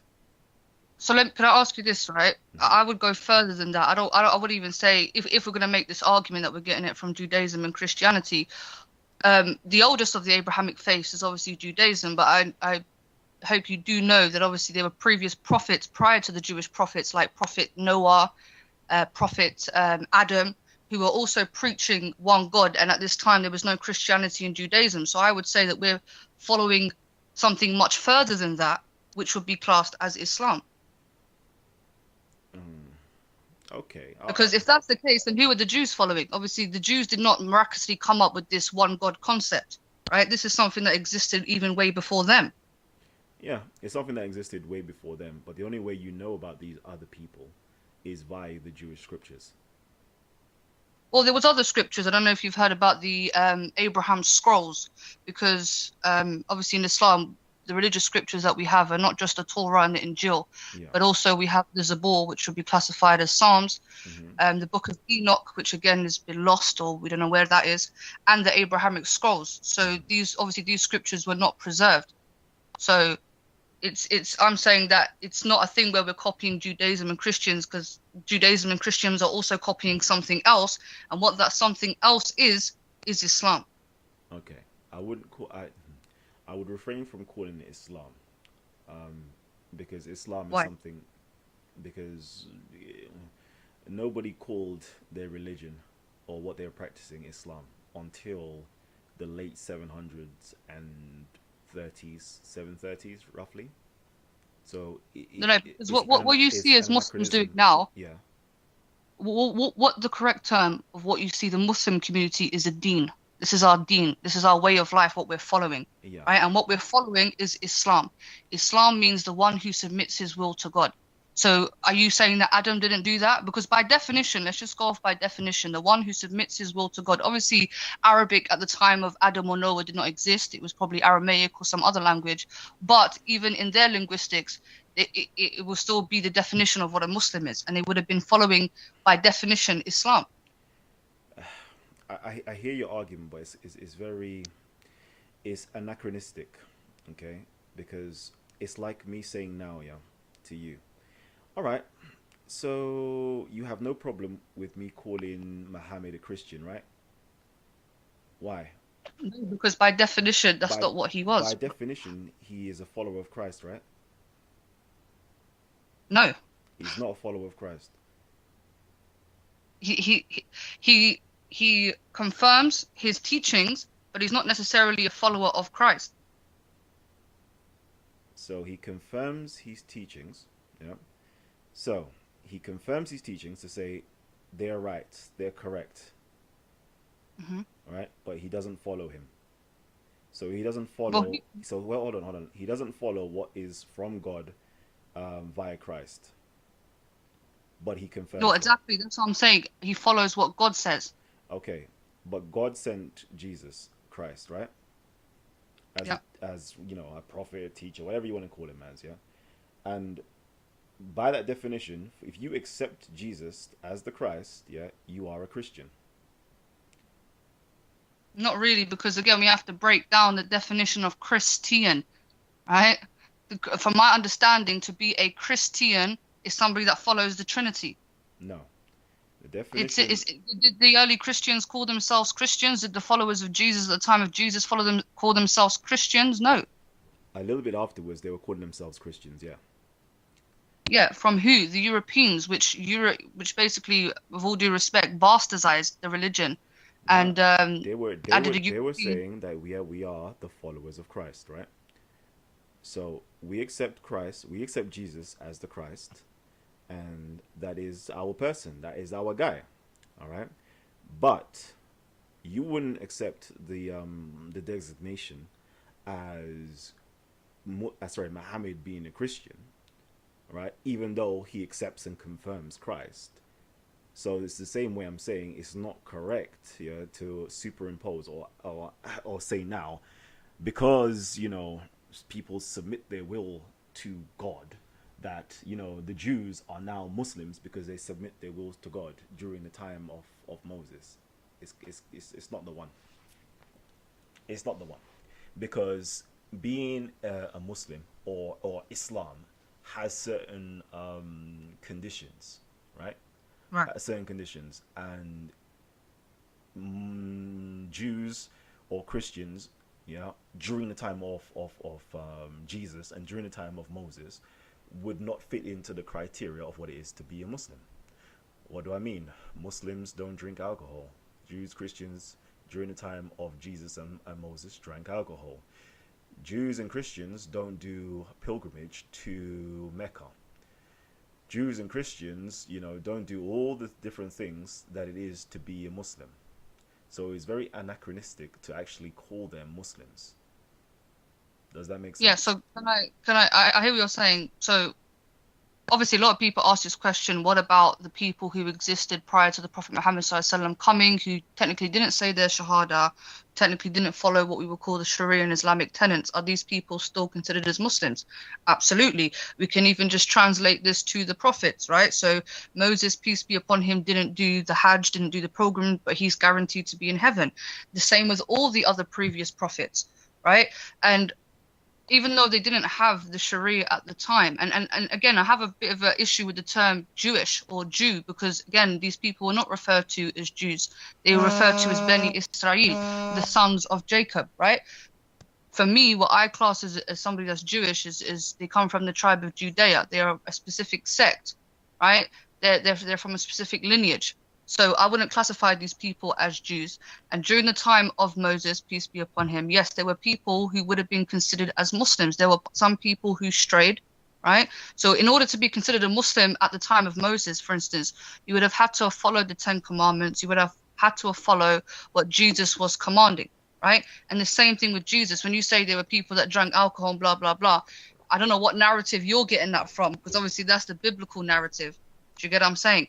But nevertheless, we cannot say that these people were not Muslims simply for the fact that they never read the Quran or they didn't do the pilgrimage, because there were prophets who never had the Quran, who never did the pilgrimage, and are still the best of people, and are still honored, and are still going to heaven. Only Muslims refer to Moses as a Muslim. Jews do not refer to Moses as a Muslim, neither do Christians. No Abrahamic religion prior to Muslims. This is the narrative Muslims, and actually recent Muslims, are trying to push. This is why they call the converts reverts, because they're trying to press very hardly this narrative that if you submit to one God, you suddenly automatically fall into the realms of Islam. Christians don't agree with that. Jews certainly don't agree with that.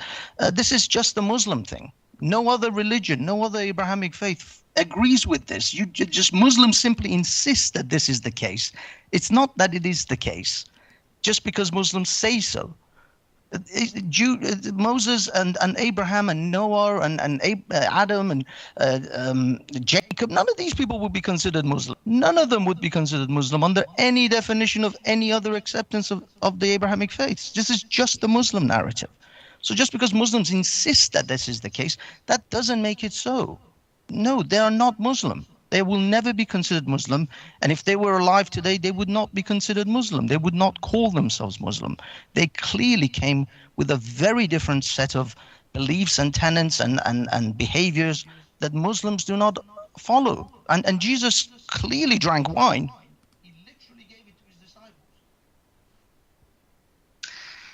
Yeah, again, I think people have a problem with the term Muslim based on their own biases and agenda, but it's nothing different to saying somebody submits his will to God. Can I ask you, Kalam, do you believe, from your understanding, that Moses submitted his will to God? He worshipped one singular God?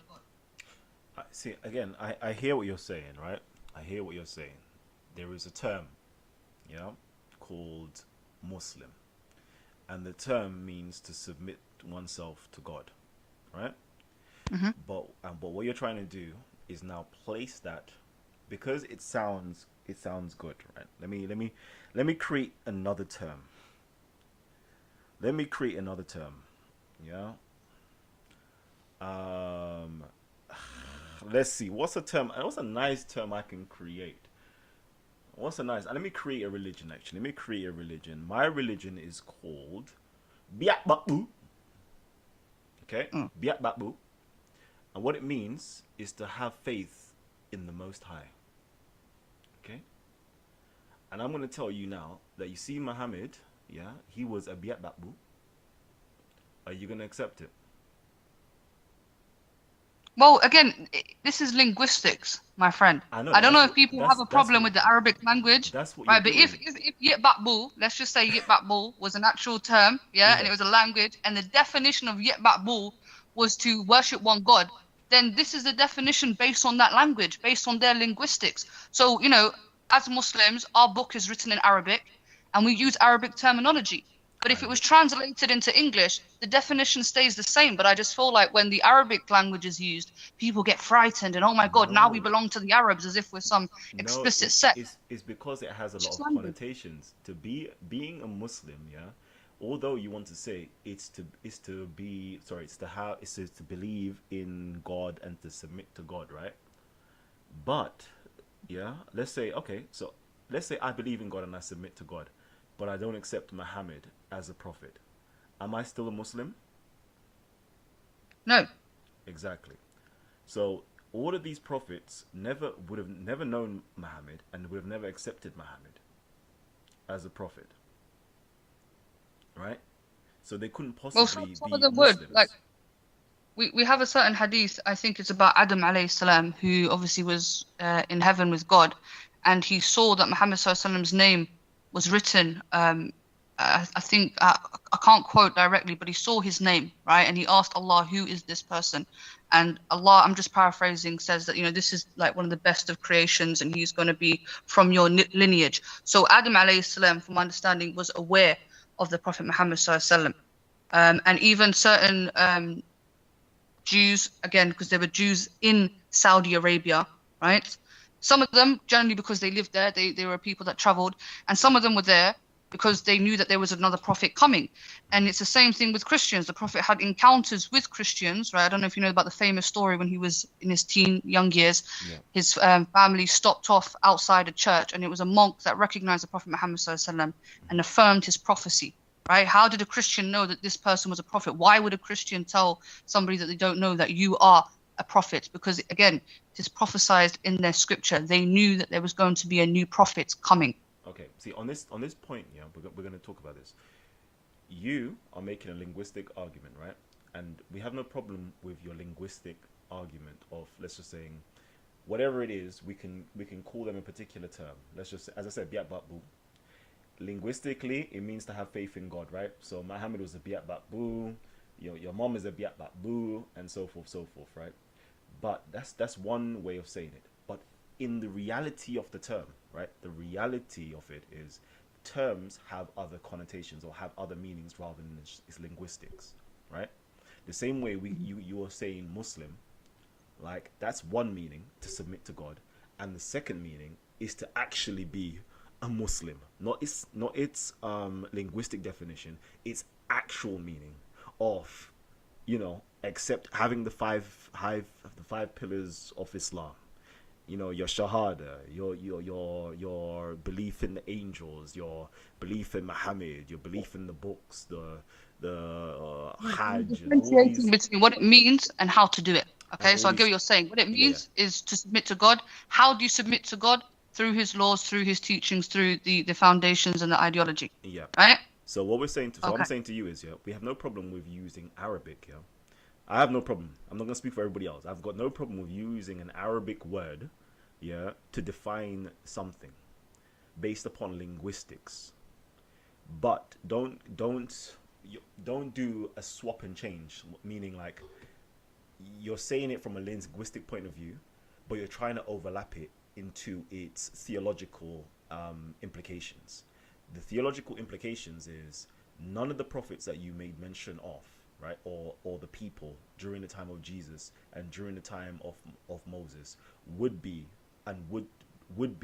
say, yep, I'm a Muslim based upon the real definition of what Muslim means rather than its linguistic form. No, I don't think anybody will have a linguistic argument with you to say, yeah, we submit ourselves to God, or we are those who submit. Muslim doesn't actually mean to submit oneself to God. Muslim means it's just one who submits. Okay? So none of them will say, I have a problem with being called a Muslim, one who submits. But they might say, but I do have a problem though, because a Muslim means one who submits. But who is one submitting to? Well, exactly. I mean, if I submit to Omen Ra, the god of the Egyptians, then I'm a Muslim because I submit. But my God isn't Allah. My God is Omen Ra, or Anubis. So if I can still say I'm a Muslim linguistically, but can I say I'm a Muslim religiously?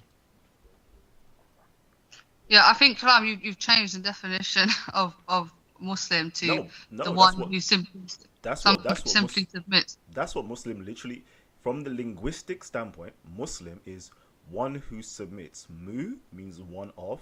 Salim or Salim is from Istislam, which means submit. There is no Allah there. There is not no Muslim Allah or anything else. It's just Muslim. But we understand Muslim from its theological definition, one who submits to Allah or submits to God. But Yeah. that's not literally what the word means. Well, again, we're going off English translation here. I think it's not even English quite translation. It's the Arabic. If you understand Arabic, you know that's Muslim. There's no mention of Allah there. It just means yeah, one of who course, I submits. understand. But yeah, I understand what you're saying. Obviously, in the definition there isn't, but this is what it's known as. To be a Muslim is somebody that submits his will to Allah. And going back to what you said about the Jews and the Christians who cannot have been Muslims, obviously we've established to be a Muslim, there's linguistics and there's obviously practical ways of being a Muslim, which is submitting to God's laws, right? And that's what the Jews and the Christians did. They submitted to the laws that were given to them by God, right? So when it comes to Moses, obviously the Ten Commandments and his direct contact, direct conversation with God, and the same thing with Jesus via the miracles. So they had their own teachings and their own scriptures in a sense, which again are very similar to the Muslim scriptures, which again would make them Muslims by practicality. It made them Muslims by practicality. Yeah. Go on, repeat that one. You lost me. Go on, say it again. All right. So obviously we established, right, that Islam, Muslim, is a linguistic. Linguistically we've established what it means, but also there's a practical side to it, right? You can't just say I submit my will to God without following the teachings, right? And we get the teachings through the scriptures. Now that's what the previous prophets got. Jesus got scriptures, his followers followed those scriptures. So again, they are being Muslims through the linguistic aspect of it by submitting, and through the practical part of it by following and practicing the teachings that were given to them. Yeah, I hear you. But you do realize that, for example, your Muslims, yeah, of Moses and Jesus would be not Muslims according to your modern day Islam, right? You do realize that. But why not? Why not? Because what is the punishment for somebody who drinks alcohol in your Islam? 80 lashes. So now, would Jesus be receiving 80 lashes for giving his followers wine? What? No, because again, we have to understand. you're trying to twist things. That I see what you're doing here. Yeah? What I'm saying is, obviously, at his time, right, different prophets had different trials and different tribulations. Right, each prophet, like for instance, Moses, he killed somebody, right? But obviously, it was. I just realized something. Jesus might even be classified as an idol worshipper. Those people who create idols. I swear, according to the Quran, he actually fashioned some birds out of clay, right? He fashioned some birds out of clay. Like, that's creating a statue. That's like an idol. Well, And no, then he bred life into them, though. life into it as well. Can you imagine? Yeah, through God's permission. That So is it's not a thing huge. where he himself willingly decided, I want to start making birds. This is a direct commandment, and obviously God allowed him to do it. If I did that today, The what same- would you say of me though? Just a sidetrack one. Well, I'd say you're a magician because obviously you're not a prophet. Wow. We don't believe there's no prophets coming after Muhammad Sallallahu Alaihi Wasallam. Wow. And I'll just Well, the say Baha'is there's would disagree with that. some trickery. You've contacted some jinns, and Actually, Scientologists would disagree with that. Wow. So will the Mormons and the Raelians and a whole host of other religions that came after Islam. So what? Funnily enough, What if I said I was Isa himself? Like, what would you say then? I would just ignore you and say this is just another mental nutcase. Wow. With all due respect. So but you know that Jesus is supposed to come back. I've just created a bird out Yeah, of and there's clay. certain signs to know who Jesus is. The signs, the prophecies have not been fulfilled for Jesus' coming. Wow, god damn. I've just created So a you sorry, clay- you don't fit the criteria, I've Kalam. just created Sorry. a clay bird. I've just said this. I did not do this out of my own will, but I did this from the will of Allah. and you still like, what would you do to me? Like, kill me or something? No, I wouldn't kill you. God damn. If you were, oh, she dropped off. Well, if you were in Pakistan, they would probably kill you right now, because they actually killed a woman just recently in Pakistan because another woman at a madrasa, these were all working at the madrasas, these women. One woman had a dream that this woman had defamed or blasphemed against the Prophet Muhammad. So she got two other women to help her to kill this woman in real life because she had a dream of blasphemy. This is literally just happened just like a few days ago. And so, yeah, I would imagine, Kalam, if you pretended or if you claimed that you were Jesus' second coming, they would probably string you up and kill you quite quickly. That's BS. I had a guy on my channel from India who claims to be the Mahdi, claims to be Jesus. He claims to be everything, and he's actually from India, and he's well known in India. And yes, he was confronted by a few Muslims in his town, in his village, but he wasn't strung up or nothing physical happened to him. Throughout the centuries, right? Even after the Prophet Muhammad SAW died, you know, even like a couple of years later or 100 years later, you had people claiming to be prophets, claiming to be the Mahdi, and most of them were just dismissed. Like, nobody took them seriously. Nobody tried to kill them or anything like this. This has been going on for years. All right, let me Well, quickly. the Bahala came Let me quickly afterwards. read out. Somebody said to give them a rundown. Oh, here we go. Here we go. Common Sense says, "Oh man, how much have I missed? Can anyone give me a nutshell rundown of the show so far? Catch me up." So, anyways, the show we was discussing is talking about the mystery. What's it called? What's the show called actually? Mystery of Muhammad in the Cave, right? Mystery of Muhammad in the Cave. There you go. Mystery of Muhammad in the Cave. We're just gonna break down the mystery of what was Muhammad doing in the cave, why was he in the cave, and so forth. Yeah, but we're also showing that, you know, this retelling of this story is a part of hagiology. Okay, it's a part of hagiology of what Christians will do to tell the stories of lives of the saints and prophets and so forth. And we've gone into somebody by the name of Bakum. Okay, when we started the show, we went into the story of Bakum. Bakum was an Egyptian Copt or Coptic Christian, yeah, who was an architect or a carpenter or a mason that was charged with building a church or rebuilding a church in Abyssinia that was burnt down by the Persians. Okay, but supposedly he's shipwrecked. Okay. And, you know, the Meccans asked him to rebuild their Kaaba, okay, or rebuild their structure for them, okay. And, you know, clearly he was building a church, but we're going to pretend like he didn't build a church. I'm going to pretend like he didn't build a church because that's a show for another day, isn't it? Like, that's a show for another day. So we went through that, talked about how he built the Kaaba with church materials. We even knocked onto the fact that, you know, the last image that was left in the Kaaba during the lifetime of Muhammad was a picture of Jesus and Mary. Okay, but again, we're going to leave this for another show so we can, you know, bring up all of the PDFs and books that you can read stuff in. But we're going to leave it now for now. Anyways, but we went into that and we showed that, you know, the person by the name of Bakum, okay, was a famous individual that the authors of this particular story was name dropping. Okay, and his story, Bakum or Pakum, is very reminiscent of the Muhammad story.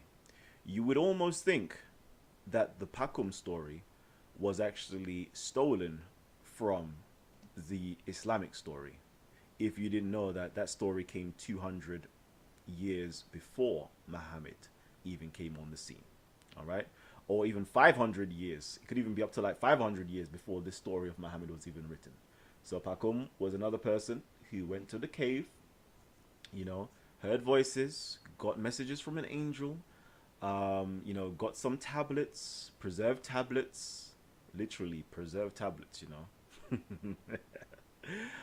Was given laws, was given all this type of information, how to, you know, run his community. Okay, very famous individual. Google him, yeah, Pakum. Yeah, if you want to Bakum is spelled in the Arabic literature. Is spelled Baqum. Okay, Baqum in the Arabic literature. Inside of the Christian literature, okay, it's either spelled Pachom, or you can find it as Pachomius with that Greek suffix at the end, Pachomius or Pachum. Or if you go into the Copt, it's Pachum or Bakum, Pakum. Yeah, same thing anyway. So yeah, it's very interesting, right? And we kept on reading, and we saw that, you know, another story of the saints as well. We saw how at the age of 40, you know, there was this individual, he was, residing in the caves. Then he received at the age of 40 a divine command. Very, very similar, right? Very, very similar. A divine command to go. Sorry, where's this guy from? This fucking guy? Oh, he's from Egypt, of course. He's from Egypt. My good brother Cosmic, if you want to go to Ecclesiastical History of Solomon, okay? Hopefully it's there. Ecclesiastic History of Solomon. The page number is actually up right now. Start from page 126, 127, 128. It's all there. Okay? You know how we do. We always like to show our sources. Yeah.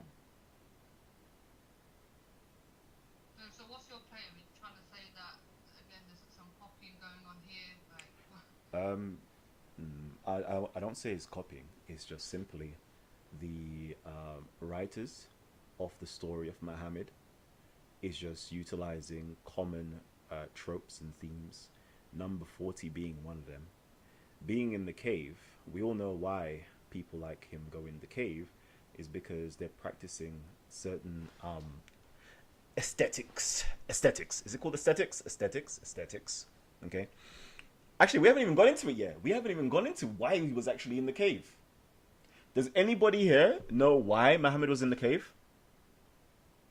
Well, Apart from him supposedly meditating. Does anybody know? Yeah, I mean, this is a common practice amongst certainly Buddhists. The Indian Buddhist Bodhidharma who went to China, who's allegedly the one who introduced Kung Fu to the Shaolin monks.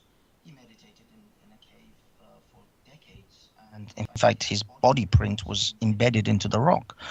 As far as the Buddhist tradition is concerned, meditating in caves is a very common thing. The gurus and the Buddhist monks do that all the time.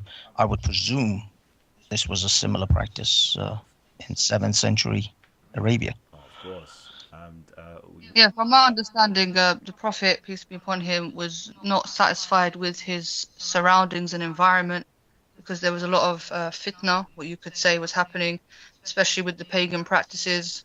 There was a lot of unruliness, let's just say, and injustice.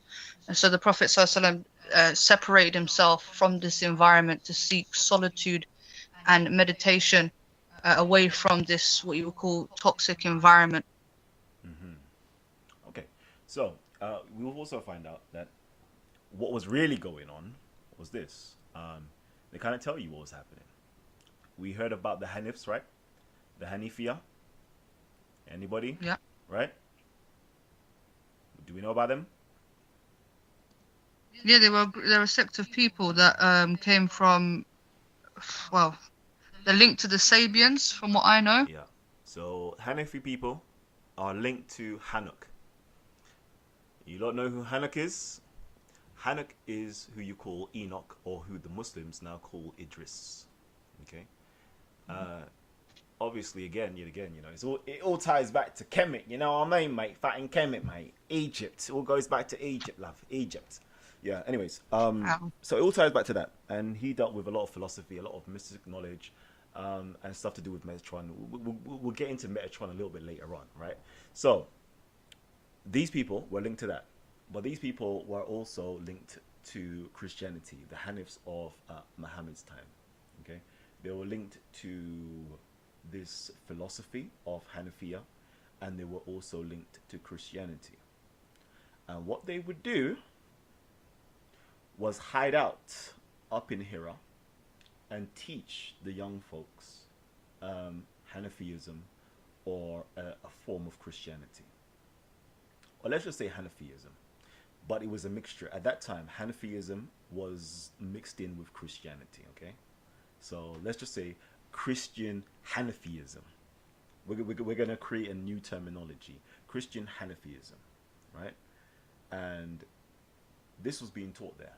In fact, one of the teachers of Muhammad was actually buried at the foothills of the cave of Hira. Okay? Buried there. So another question we have to ask, right? This is where Muhammad's teacher was buried. What practices was he trying to do in the cave? That's the next question there. Has anybody heard of something called incubation?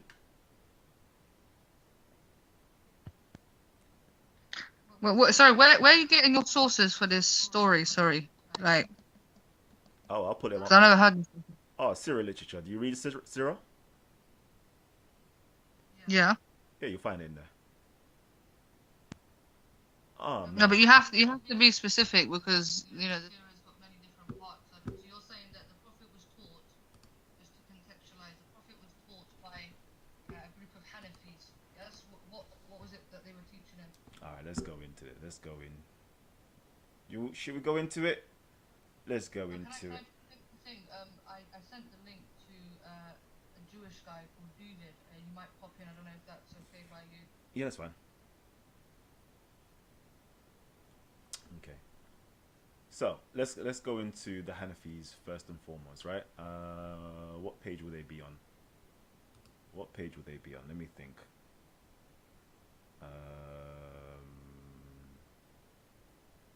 Let's go to about 67. Would it be before that? It might be before that. Let's keep going.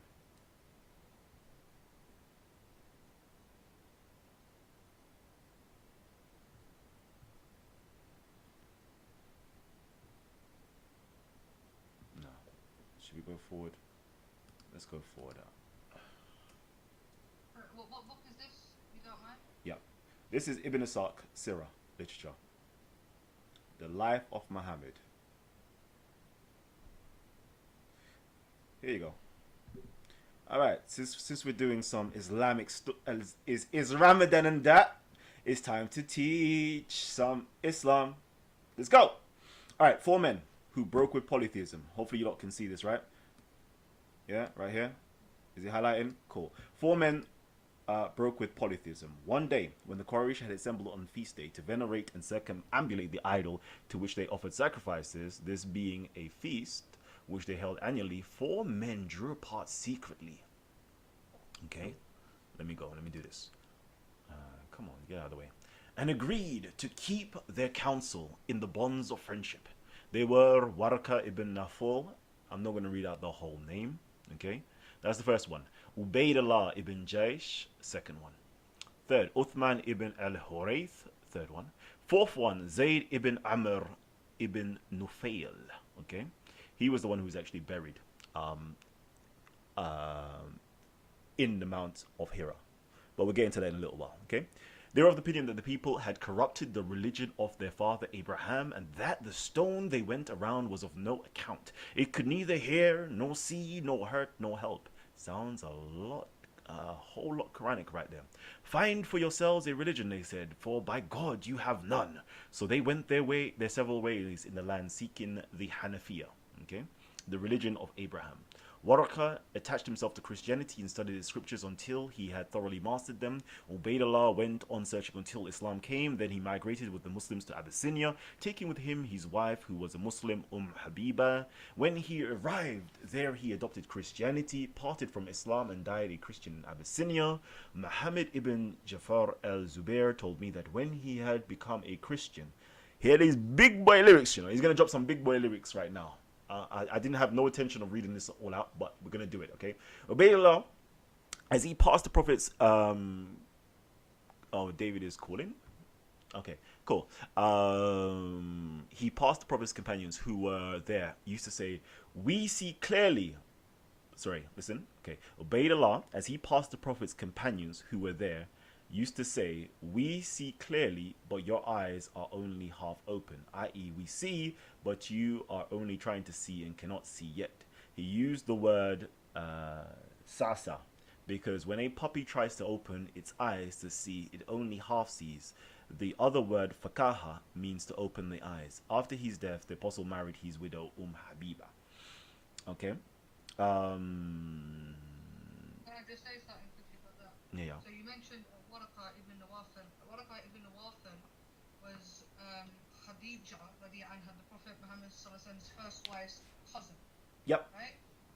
Okay, so he obviously was a religious man, Mm-hmm. and he was there when the Prophet Muhammad basically received this first revelation. So when the Prophet first had his encounter with Gabriel, Yeah, yeah. he came to Khadija, she called for Waraka, who again, like you clearly stated, was a religious man. He basically, confirmed that, this is a prophet, and obviously because of his religious background and understanding, he affirmed it. Yeah, we haven't got to that stage yet. We'll get to that in a hot minute, okay? So anyways, yeah. But what I found very interesting, yeah, was you see Ubaidullah, yeah, he said, yeah, you see what you Muslims, they don't call Muslims at this time, by the way, but you see you people who are following Muhammad, right? I thought you lot had it for a hot minute, yeah, but you see I'm now in Ethiopia amongst the Abyssinians, yeah, and I realize, you see my Christian brothers, yeah, they got the truth, You Muslims, yeah, your eyes are half open like a puppy's eyes, but our eyes are fully wide open. Man was spitting bars, Imagine them type of bars that have been spat at you. Your eyes are like puppy eyes, half open, while I can see everything. Jesus Christ. Anyways, let me continue. The niggas to ask for her hand in married. The niggas gave the apostle 400 dinar, married her, blah, blah, blah, blah, blah. Uthman al went to Byzantine emperor and became a Christian. He was given of high office there. Zayd ibn Amr stayed as he was. He accepted neither Judaism nor Christianity. He abandoned the religion of his people and abstained from idols, animals that had died, blood, and things offered to idols. He forbade the killing of infant daughters, saying that he worshipped the God of Abraham, and he publicly rebuked his people for their practices. Hisham ibn Urwa, from his father on the authority of his mother Asma, said she saw Zayd as a very old man leaning his back on the Kaaba and saying, "O Quraysh, by him in whose soul of Zayd, none of you follows the religion of Abraham but I." Then he said, "O God, if I knew how you wish to be worshipped, I would so worship you, but I do not know." Then he prostrated himself on the palms of his hands. I was told that his son Sa'id ibn Zayd and Umar ibn al-Khattab, who was his nephew, said to the apostle, "Ought we to ask God's pardon for Zayd ibn Amr?" He replied, "Yes, for he will be raised from the dead as the sole representative of a whole people."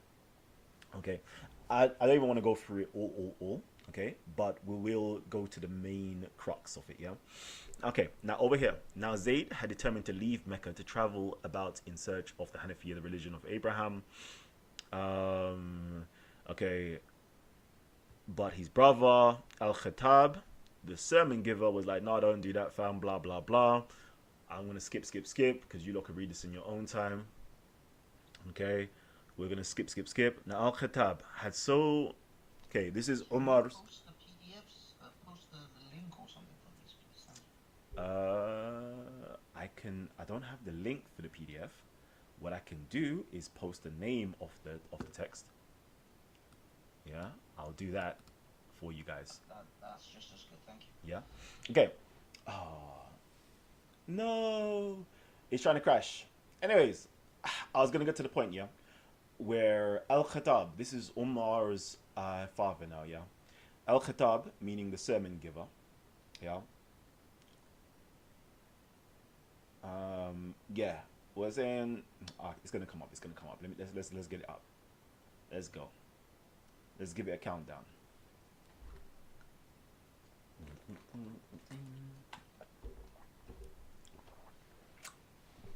So yeah, he was like persecuted, and he basically had to hide out in Hira, up on the mountains, yeah.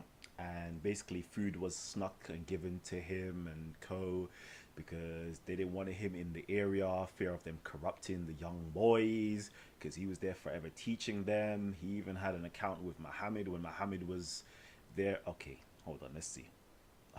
Come on, this thing is doing a madness. Is it actually doing a madness? Come on, how am I going to teach when you're doing this, man?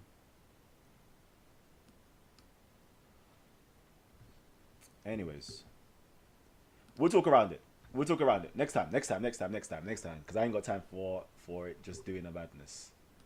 So, anyways, yeah, you can read it yourself. So basically, he was there teaching the people Hanafiism, teaching them not to do certain things. He also taught Muhammad, not to eat off the stuff that's been sacrificed to the other gods, such as Al-Uzza, because supposedly Muhammad was worshipping or eating produces that was sacrificed to that particular deity, and so forth. Okay. Yeah, I mean, look, most prophets had what you would call some sort of mentor. I'm not saying this necessarily about Muhammad Sallallahu because I haven't heard this version, but for instance, like Moses, when Moses was exiled out of Egypt, he went to, I think it was called Meridian, where he met his wife, and her father, again, I don't remember what religion he was, but he almost mentored Musa alayhi salam. Same thing with Joseph. Obviously, he had his father who technically was a prophet. Anyway, so I don't get what you're meaning. All right, let me go. But just one last thing. That also during the time of pagan Arabia, there used to be loads of different faiths there. So Christians and Jews were acknowledged in this time, and there actually used to be debates between these religious groups where they would discuss and talk about, I worship one God. I worship three gods, and they used to have these discussions outside of the Kaaba. So there were people there at the time who were a minority, who were Christians and Jews, who believed most of them in one God. Okay. Cool. It's the same thing with Prophet Abraham. He believed in one God, whilst there were people who were, pagans. So if you're trying to say that the Prophet was taught his whole revelation from the Hanafis, that's not true. Because there were other prophets who were around what you could say monotheistic peoples. Okay, let me continue. Let me continue, and I'll get to the point. Anyways, now Al-Khatib had so harassed Zayd that he forced him to withdraw to the upper parts of Mecca, and he stopped in the mountain of Hira facing the town. Al-Khattab gave instructions to the young irresponsible men of Quraysh that they should not let him enter Mecca, and he will not be able to do so. He will only be able to do so in secret only. When they got to know of what they told Al-Khattab and drove him out and harassed him because of their fear, he would show their religion in its true colors, and that some would join him in seceding from it. He said, making much of its sanctity against those of his people who treated it as ordinary. So, it's got a whole stuff there. Anyways, so I just want to show you guys, the point of that year was actually just showing you that there was a reason for Muhammad actually going to these caves, okay? There was a reason for him going to these caves, all right? And he didn't just go to any mountain or any cave for no reason. He was going to a certain place that he was used to going. He was going to a place that he was used to gaining information from, right? He was there already being taught by this particular person, Zayd ibn Amr, right? He was already there being taught the rudiments of what would now become Islam. He was going to the very place that his mentor was actually buried in. His actual mentor was buried at the foothills of the Mount of Hira. Which now, strikes up questions, right? Because in ancient times, what they used to do was sleep, right? Inside of places or tombs where certain holy men or holy people were buried, to gain dreams and inspiration. I'm asking, I'm throwing it out there. Could this be what Muhammad was doing? That's my question. I'm just throwing it out there. I'm not even saying anything. I'm just saying, could this be what was going on? I don't know if you can answer that. Well, if I may, I think that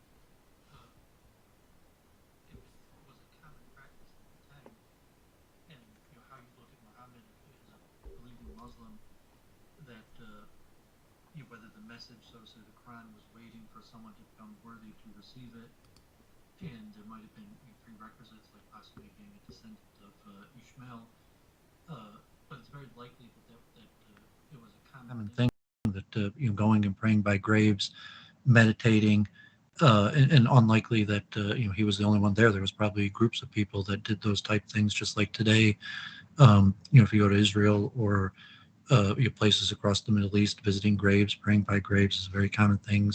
You'll always find people there doing it, and whatever was specific about Muhammad, that he merited some higher level of realization or a visitation of the angel Gabriel to receive this message that was likely, so to say, ripe for the taking, waiting for the right person to come along and be ready to receive it.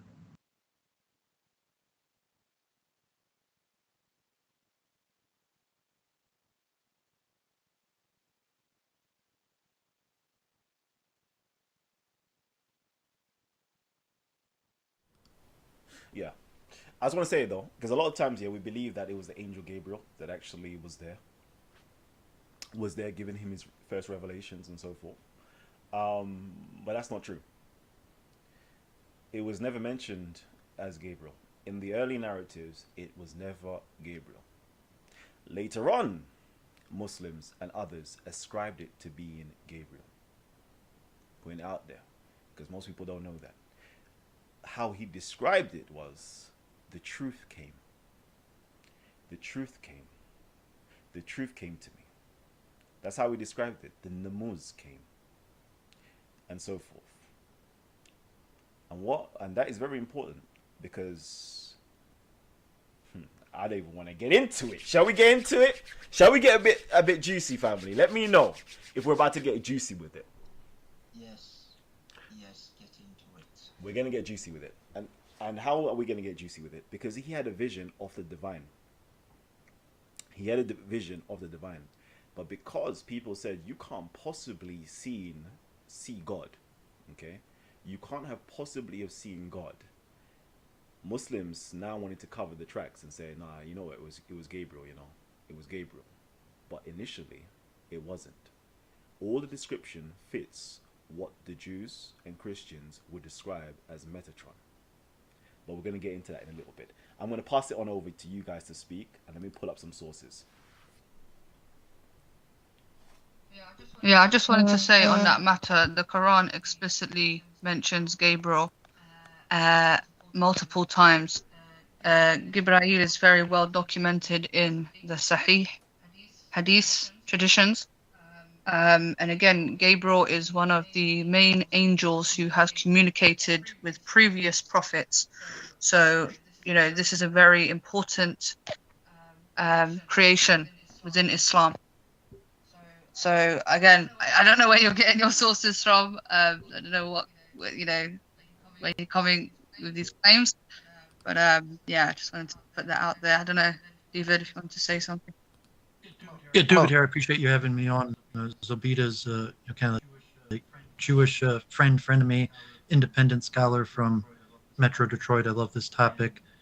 And how you establish authority of what we're going to consider sources, like academic, the historical Muhammad, where you're going to use any information available from any source and then try to verify, or if you're only going to accept certain sources as credible, and if you're going to look at historic Hebrew prophets as credible for understanding how it might have played out, and then if you're going to take an infallible approach, that it will, the Quran is the main source that we're going to be looking at to verify any historical understanding or other texts. And then, if you're going to say something that isn't directly in line with, the fundamental text here, the Quran, like, it wasn't Gabriel, it was Metronom, how you're going to justify that, or if you have alternative sources that you would say are more authoritative to say that for whatever reason it mentions Gabriel, but that in reality it was Metronom. Well, the thing is, Muhammad himself didn't know who visited him in the cave. He had to have a Christian interpret for him that it was Gabriel. Muhammad himself never identified Gabriel as Gabriel when the first revelation came to him. He was just shocked, and I think, I don't know, in some cases, I think some people describe him as he was very scared of what he had witnessed. So this translation of Gabriel came from a Abrahamic background by an external individual, which was, I don't know, was it Khadija's cousin or Khadija's servant or some other Christian that actually inserted Gabriel in that first instance. Now, whether the Quran had confirmation that it was 100% Gabriel later on in Revelations, I don't know. I mean, I think Kalam is looking for those evidence, I guess, that he has. But it is true that at the first revelation, Muhammad never identified Gabriel as Gabriel because he didn't know what he was seeing. He was not aware of what he had witnessed. So obviously that speaks for itself. I mean, it's nothing different to when Moses first encountered speaking with God. Of course, when you're receiving divine revelation, it's a bit of a shock. So the Prophet Muhammad SAW was obviously startled, but then he went on to have multiple interactions with the angel Gabriel. So you answered the question yourself. Yeah. I mean, that's what I mean. If further evidence then proves it was Gabriel, then it's fine. But I mean, I think what Kalam's post or stating is that this came as a later it was inserted later on. I mean, all these stories of a Christian potentially confirming that it was Gabriel, etc., were later insertions within the religion of Islam. And potentially at those early stages, no one had actually any concepts or words for this character that revealed himself or herself to Muhammad. This is, I think, at least this is my assumption, is this is where Kalam's going, is that people didn't actually know these, because I mean, we know that the Quran wasn't compiled until 50 years after Muhammad's death. We know that the hadiths were not written until 200 years after Muhammad's death. So these sources, that if you're using them as the main sources to confirm this, are not really, I mean, it's hard to say that these are absolutely contemporaries of Muhammad's own words. It's to actually verify those is I think it's going to be quite difficult to say that this was exactly what Muhammad said. Uthman basically chose his Quran the way he wanted to forge it and burnt everything else. We are really just trusting Uthman to have written the correct Quran or accepted. Yeah, I heard this actually before. We even trusted the Uthman story. Let me quickly bring this up though. Let's see. Is it? Why is it not showing the whole screen though? Give me a hot second actually. Let's see. I've actually heard this metronome theory before, and it was actually someone from Africa. I'm not sure if there's a reason why metronome is more popular in Africa. And you're just going back to what Zobita, the conversation earlier about the Abrahamic law, that Abrahamic law, if you want to call Sharia, was brought down in the Quran, was probably in the time of Muhammad already somewhat well known. We know like the names of geographic locations and tribal law. A lot of it's based on Abrahamic law, and it would make sense that whatever vision Muhammad was trying to put forward, just like Moses, that he would put it under the name of Abraham, like Moses when he's at the burning bush, and he says, "How the people aren't going to believe me?" And God says to Solomon, "It's the same God who spoke to Abraham, Isaac, and Jacob that sent him." And so it's similar that it added credibility to Muhammad to put himself that this message he was receiving was the same messenger that had delivered the message to Abraham, a popular figure among the people in the time, and hence Gabriel, who historically is understood to be the angel that was sent to Abraham when he almost slaughtered Isaac, at least according to the Judeo-biblical account, that it would make sense that it would be attributed to Gabriel. This alternative theory that was metronome, I've heard it before, and I'm not just curious to hear what the practical implications of it. Saying that it's the God of Abraham that clearly a descendant of Ishmael, and he's in the line of Abraham. What difference does it make whether it was Gabriel or Metronom? In fact, it's just an angel. But the point is, it's the one God, the God who created and runs the whole universe, and the God who chose to give the prophecy to Abraham that the actual angel that was used is of lesser importance. It's true. I agree with you that that could be the case, but the problem is the Muslim narrative has painted a certain image of these were the verbatim words of God. This was handed to Gabriel, and Gabriel verbatim handed it to Muhammad, and Muhammad brought it down and recited it to his people. So when you put it in those parameters, that these are very, very strict parameters in which all of these things have to be true. If any one of these things is proven to be false, then the whole house falls down. So these are fundamental aspects. Now, it's true that if you take it on a much more pragmatic or even a much more allegorical or liberal sort of concepts of Islam and say, okay, it doesn't matter which angel came down as long as the angels pass the message and we're just taking notes and advice from these messages of how to behave, how to build society, etc., fine. But if you're taking it into the context that Islam is rooted on these things to be true, and if they're not true, then we can start to then actually more questions arise. Okay, if this isn't true, then what else isn't true? And did this happen? Did that happen? There's a lot of things start to fall apart. It's like tugging on a fiber of a wool jacket or a wool jumper, and then you just start unraveling everything. So it can be any contradiction. I mean, like even a contradiction of science or history, like you're saying the Quran is literally the word of God and has to be absolutely correct in every essence. That any contradiction could potentially dismiss the whole thing, as opposed to more liberal how you understand what does it mean prophecy? What does it mean to be the message of God? Does that imply that every word has to literally be true without contradiction? Can I ask you, David, from the Jewish perspective, because a lot of claims are that Muslims have sort of copied Judaism and we're just following what the Jews did. But from a Jewish perspective, if we're going to use the frame or the criteria of divine revelation according to the Abrahamic faiths, based on what you know about Muhammad ﷺ and his revelation and his teachings, would you say it will be in alignment with Judaism or the teachings of Moses in that sense?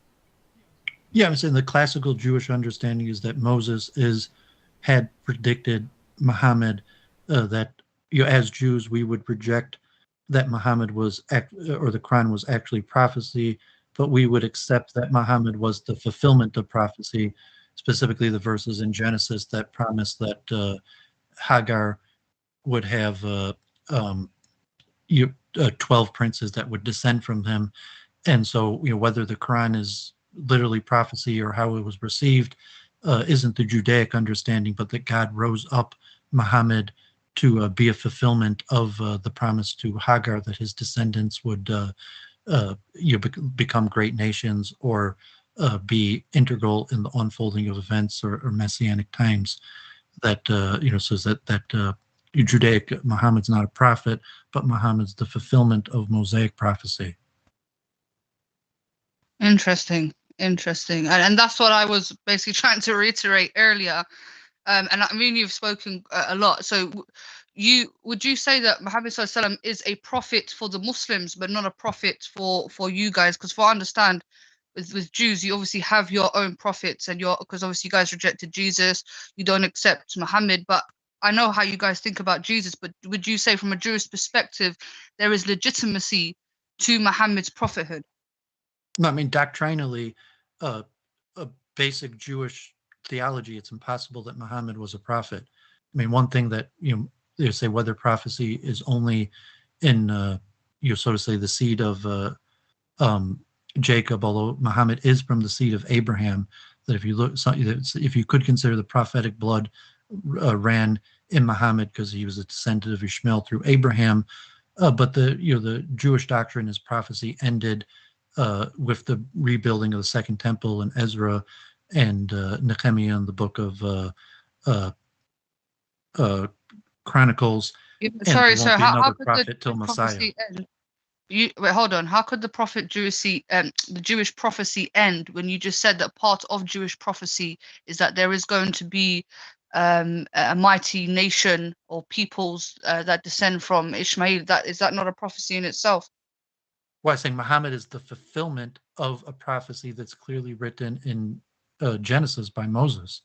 Not that Muhammad himself is the prophet, that Muhammad is the great leader who was prophesied as the promise to Hagar. So just saying definitionally, Jews believe that prophecy ended with the rebuilding of the Second Temple and there won't be another prophet till Muhammad. But there were a bunch of prophecies that we believe will be fulfilled. And one of those is the 12 princes that were promised to Hagar and the descendants of Ishmael, and that Muhammad would be a fulfillment to become a great leader of nations, is the general Judaic take on Islam. So, David, David, somebody just made mention here, okay, that Salma bint, where was we? Salma bint Amr was actually an Israelite woman. That was the great grandmother of the Prophet Muhammad. So, if he had Jewish blood in him, could he be a prophet? But you're also saying no, it's impossible for him to be a prophet because obviously from that second building of the second temple, all prophethood has ceased to actually exist. So even if he had Jewish blood, he still couldn't be a prophet. Yeah, but that's just general. With all due respect to the followers of Muhammad, that's general Jewish doctrine that almost definitionally, like if you're a Jew, we reject that Jesus was God, let alone a prophet. We reject that Muhammad was a prophet. However, there's clear verses that prophesize that the seeds of Ishmael will play out important roles throughout history, and that Muhammad, and it specifically mentions 12 princes, and like 12 great leaders arising from the seed of Ishmael. That to say that Muhammad was one of them is commonly understood among rabbis and Judaic scholars, that if you believe in the Mosaic prophecies, that Muhammad would come and have such an impact on the world, it is a glorification and vindication of Moses' prophecy. Okay. All right. Let me bring it up actually, because earlier on was talking about, we've been jumping quite a few. So yeah. Okay. So yeah. What's his name? Muhammad had a couple of visions, yeah, of what was perceived to be God, and then it got downgraded into being Gabriel. Let's see if we can actually get the first one up there. Okay, so it says here, this is the first one, Surah 53. But I'm not going to read it out because I ain't got time for that. Apologies. And now it says here in Islamic, this is Tabari, by the way. This is the translator's forward in Tabari. It says here, in Islamic tradition, the second vision is often identified with the night journey, of which more will be said later. This is unlikely, however, since the vision of 53 appears to be very early, whereas the night journey is generally held to come late in the Meccan period. The words here translated reveal and revelation are those which became the standard terms for these concepts, but in this passage they are used in a more general sense, which could perhaps be rendered by suggested or indicated, and of which there are several examples in the Quran. I want to get down quickly to the real crux. This means that the vision were not the beginning of the verbal revelation which constitute the Quran. It should also be noted that the word slave, abd, in verse 10 implies that the object seen was a divine being and not an angel, since slave would be inappropriate in the latter case. When, after the Hijrah, it came to be accepted view that the angel Gabriel was the agent of revelation, he was taken to be the object of the vision, but many of the early commentators allow that it was a vision of God. It may be, however, that Muhammad thought of him only as his Lord and not as Allah. Okay, we're going to keep going. All right, the text of Tabari says here, shows that there were two strong bodies of opinion about Muhammad's age when he called to be prophet, blah, blah, blah. I'm going to skip all of that. skip all of that. Skip all of that. Skip all of that. I'm a skip. Okay, there is not much of a clear historical value in the remaining material about the call to prophethood. The story of the revelation by Gabriel, the first part of the Surah 96, cannot be accepted as it stands, since there are strong grounds for holding that it was only after the Hijrah that Muhammad came to think of Gabriel as the agent of revelation. The receiving of the passages of the Quran does not seem to have been accompanied by any visual experience, and so it is possible that Muhammad thought it was his Lord himself who was putting the Quran into his heart. Interpreted in this way, the story may be essentially true, at least in those versions in which the words ma'akaru are taken to mean what shall I recite. At some point, a Muslim scholar realized that these words could also mean I do not recite or do not read. By this time, in order to counter Christian claims that Muhammad had taken stories from the Bible, it had become a point of Muslim apologetics that Muhammad was unable to read, and so the story of the first revelation was sometimes modified to support this line of apologetics. Such modifications are certainly not original. Okay. It continues, but I don't have the time to go through all of this stuff. I'm going to say to you, if you want to read the stuff, it's in Tabari volume 6, and this is the translator's forward. So, let me come out of that. Yeah, the point being made that no, the early early revelations wasn't taken as Gabriel was the one who gave Muhammad the revelations itself. In fact, he believed he saw a divine being, and this divine being, if you keep on going through the hadith literature, you'll find that he sat on a cursory or a throne. Okay, he sat on a throne, not the large throne, not the arush which Allah supposedly sits upon, but it was a throne nonetheless. And we know that of all the angelic beings who gets to sit on a throne, whose iconography is a pen and so forth, yeah, this is the angelic being Yahweh, or the angelic being, Metatron, who is also equated to the lesser Yahweh. But anyways, I'm going to have to go for now. We're going to continue the conversation, but I'm just going to be off air, off the screen. But you lot continue the conversation. Banksy, take control. I'm going to have to be back. Thank you. To be honest, this was. I mean, I was waiting for you to to to bring in the dalil, the receipts, as they say. I'd be perfectly honest with you. You are far more knowledgeable in this. I'm actually literally looking at the PDF now, as we talk. As in, are we actually has the stream ended, or is the stream still going? The stream is still live. Oh, okay. So we're still going. Oh, I see. Okay. In that case, Duvid, let's. I mean, to be honest with this stuff, I have to read up on this stuff. I'm not that in depth when it comes to these particular topics. The only thing I can surmise is that there is question marks over the exact entity that Muhammad interacted with. I think that's where Kalam is going with this. I mean, that's the only way I can see this. How do you? I mean, I suppose from a Jewish perspective, it's not really relevant to your particular belief whether Muhammad saw Gabriel or not. I mean, does it really make that much of a difference from a Jewish perspective? We have some sort of implication.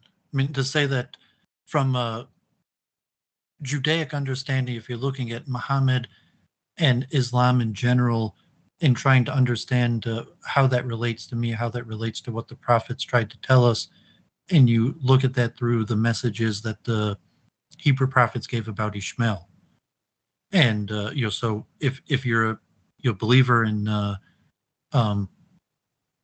so there's two different aspects. One is the nature of prophecy, and even being spoken to an angel is that what we'll call prophecy, and the Jewish understanding Moses is the most superior of all prophets.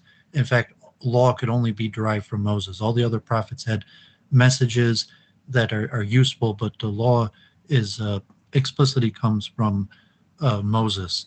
And but there is a concept of connecting, communicating to God, that we pray and we understand that God communicates to us, and how to understand the various forms of communication. And if you believe that angels, some of the famous Hebrew sages even wrote books on how to come into contact with an angel. And I studied in Israel for years. It's very common to pray at the graves of righteous people. And there's dreams, there's voices, and there's visions, and the levels, so to say, in the meaning. If I guess if there's different messages from different prophets, and you want to rank them in terms of like a practicality, what should I do? And I'm looking for guidance from the prophets, and the prophets say different things. And then you want to say, well, who is the greater prophet?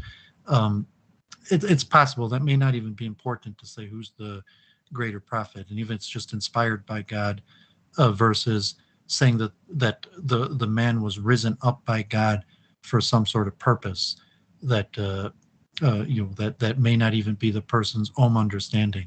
Like any great leader, that could be good or bad, that God is using this great person as a vehicle for some greater purpose that the person themselves may not even be aware of.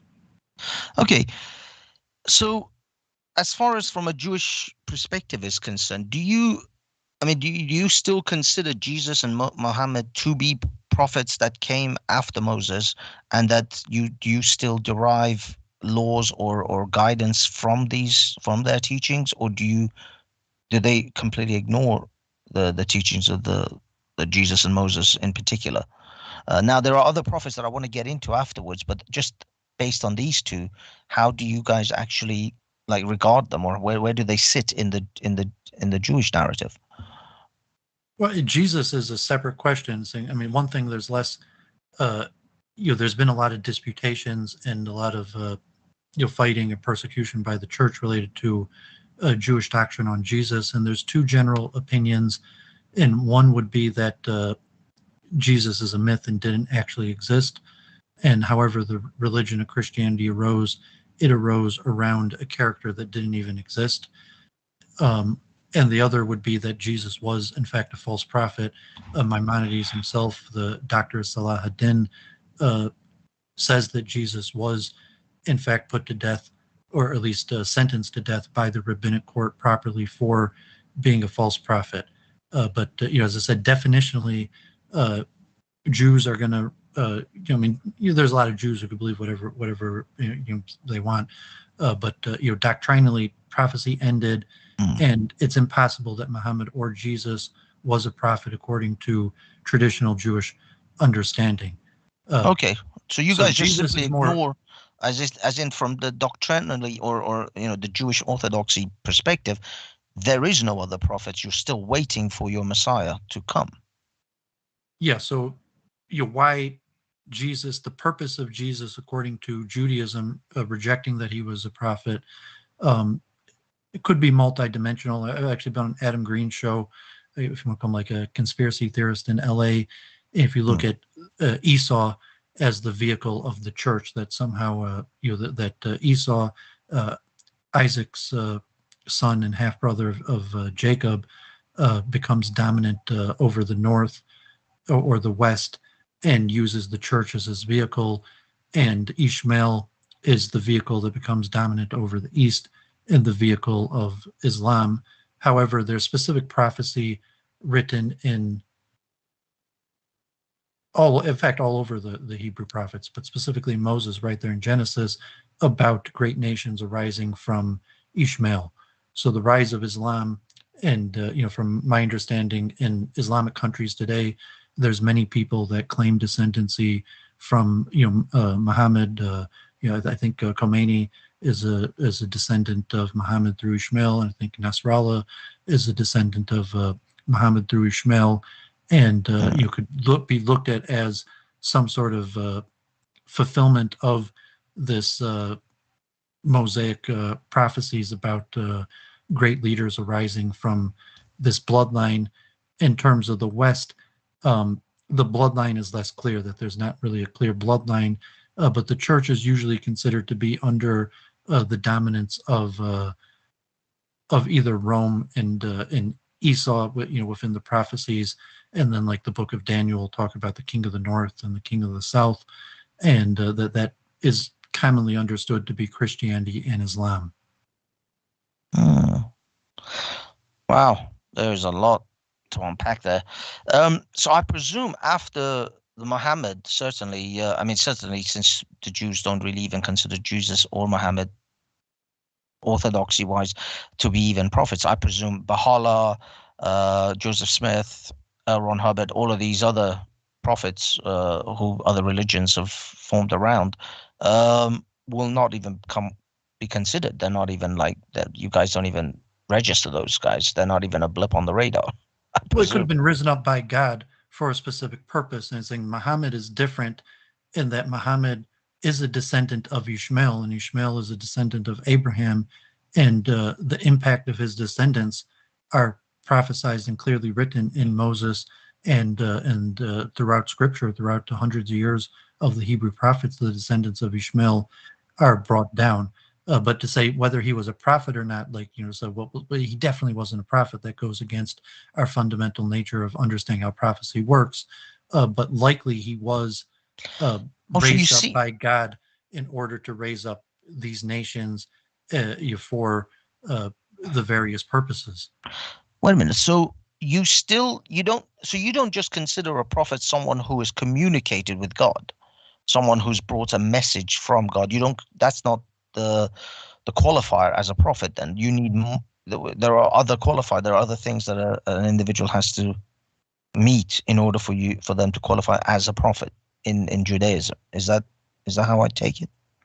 Yeah, I mean, Maimonides has laws of prophecies, and I mean, just saying that prophecy is a phenomenon that no longer exists in the time of Jesus and the time of Muhammad, according to mainstream Jewish opinion. Prophecies simply didn't exist, so it's impossible that they were prophecies because the phenomenon of prophecy didn't exist. But whether they were purposely chosen by God or merited on their own behavior to be chosen by God, or receive some sort of message, say prophecy is a big word, and whether they had some sort of communication, received some sort of divine message, or were helped by God and raised up as a great personality to become a leader of nations, and that was ordained by God, saying that might even fall within mainstream Judaism, that Islam is so they are messengers. They can be many messengers, but very specifically only a few prophets that will prophesize coming of certain events and certain people. I take it that's how you qualify prophets versus messengers. So you can have lots of people who've talked to God and have messages from God, but they're not prophets. But Moses came with certain prophecies, which Moses is the only one that we obey.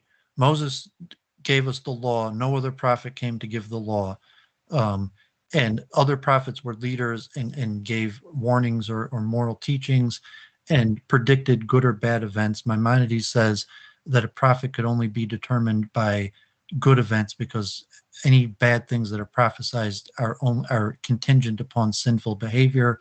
And should we repent, should a prophet predict bad things and the bad things not happen, doesn't mean that they were a false prophet, because it could be that we repented, as opposed to good prophecies, that good prophecies have to come true. So if a prophet prophesies good things are going to happen, that's not contingent like bad things, that we could repent and the bad things may not necessarily happen.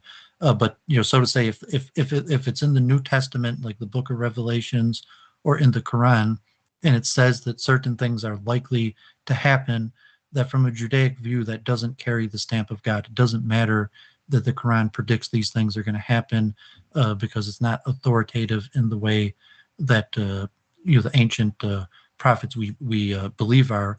But in terms of being a great leader or being chosen by God as a military leader, political leader, a person meant to raise up nations, that's not connected to prophecies. That Muhammad could have merited to be this great leader who rose up many nations without reaching the level of prophecy.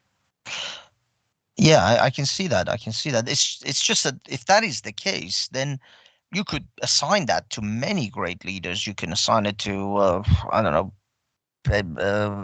George Washington. You can assign it to Alexander. I mean, there's been many great leaders of men who have come and gone throughout centuries.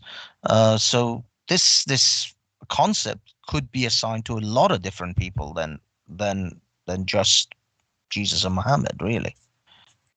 Well, Jesus is. Well, I mean, yeah, sorry, just the Muhammad. Let's stick Messiah. with Muhammad.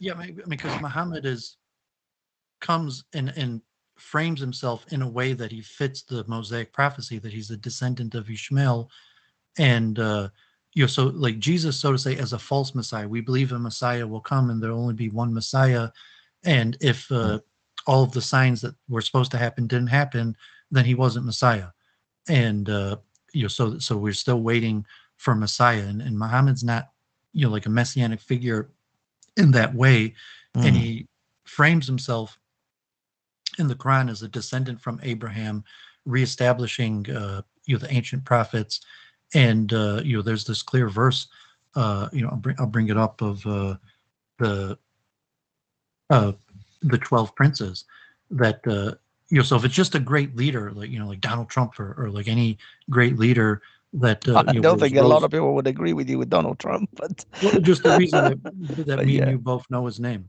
that he's one of the most well recognized names in the world. He's got big buildings with his name on it. I understand. That it had to have been approved by God in some way, however God's mysterious ways operate. That Donald Trump being raised to such a prominent position was at least. But to say that, but whether Donald Trump was predicted, but not in the same way that Muhammad was. That all great leaders, I'm a believer. So if all of us on this channel are believers, that God uses great men, political leaders, military leaders for a greater purpose, and not necessarily their known purpose. So to say Donald Trump is irrelevant to me as a believer. He's a pawn for God and whatever God is trying to accomplish, and it could be our punishment or it could be our reward. But Donald Trump was raised up in order to help carry out God's plan. So I don't know how you'd understand that, and it doesn't necessarily have to be like he's in the line. Joseph Smith might be different because he's claiming to be in the biblical line of prophets. He's claiming that prophet that he's kind of like Muhammad, that in the purpose of Gabriel, he's in the same line of prophets of Abraham, and so Joseph Smith claiming that he's in the same line of prophets of Abraham, and it never ended. So we would reject that that's accurate, or even that the books or the writings that he claims were heard from the God. Actually, that's. Oh, sorry. But to say that God chose him for some special purpose, that he was clearly raised up as a great man and leader of his generation, we recognize that it's just factual. Yeah, this is actually something that's been on my mind for a long time. There's a lady called Hatuna, Speaker's Corner. She coerced me, shall we say, to listen to the audiobook of Matthews, the book of Matthews, the whole book of Matthews. It's like friggin' 2 hours long. Killed me. But what I did notice in the book of Matthews, as well as at the beginning of the Bible, the Genesis, which is all the begets, this man beget that man beget that man, and it was all beget. This is, I guess, in the Jewish tradition to establish the lineage of a particular person. This person came with all these other people behind him.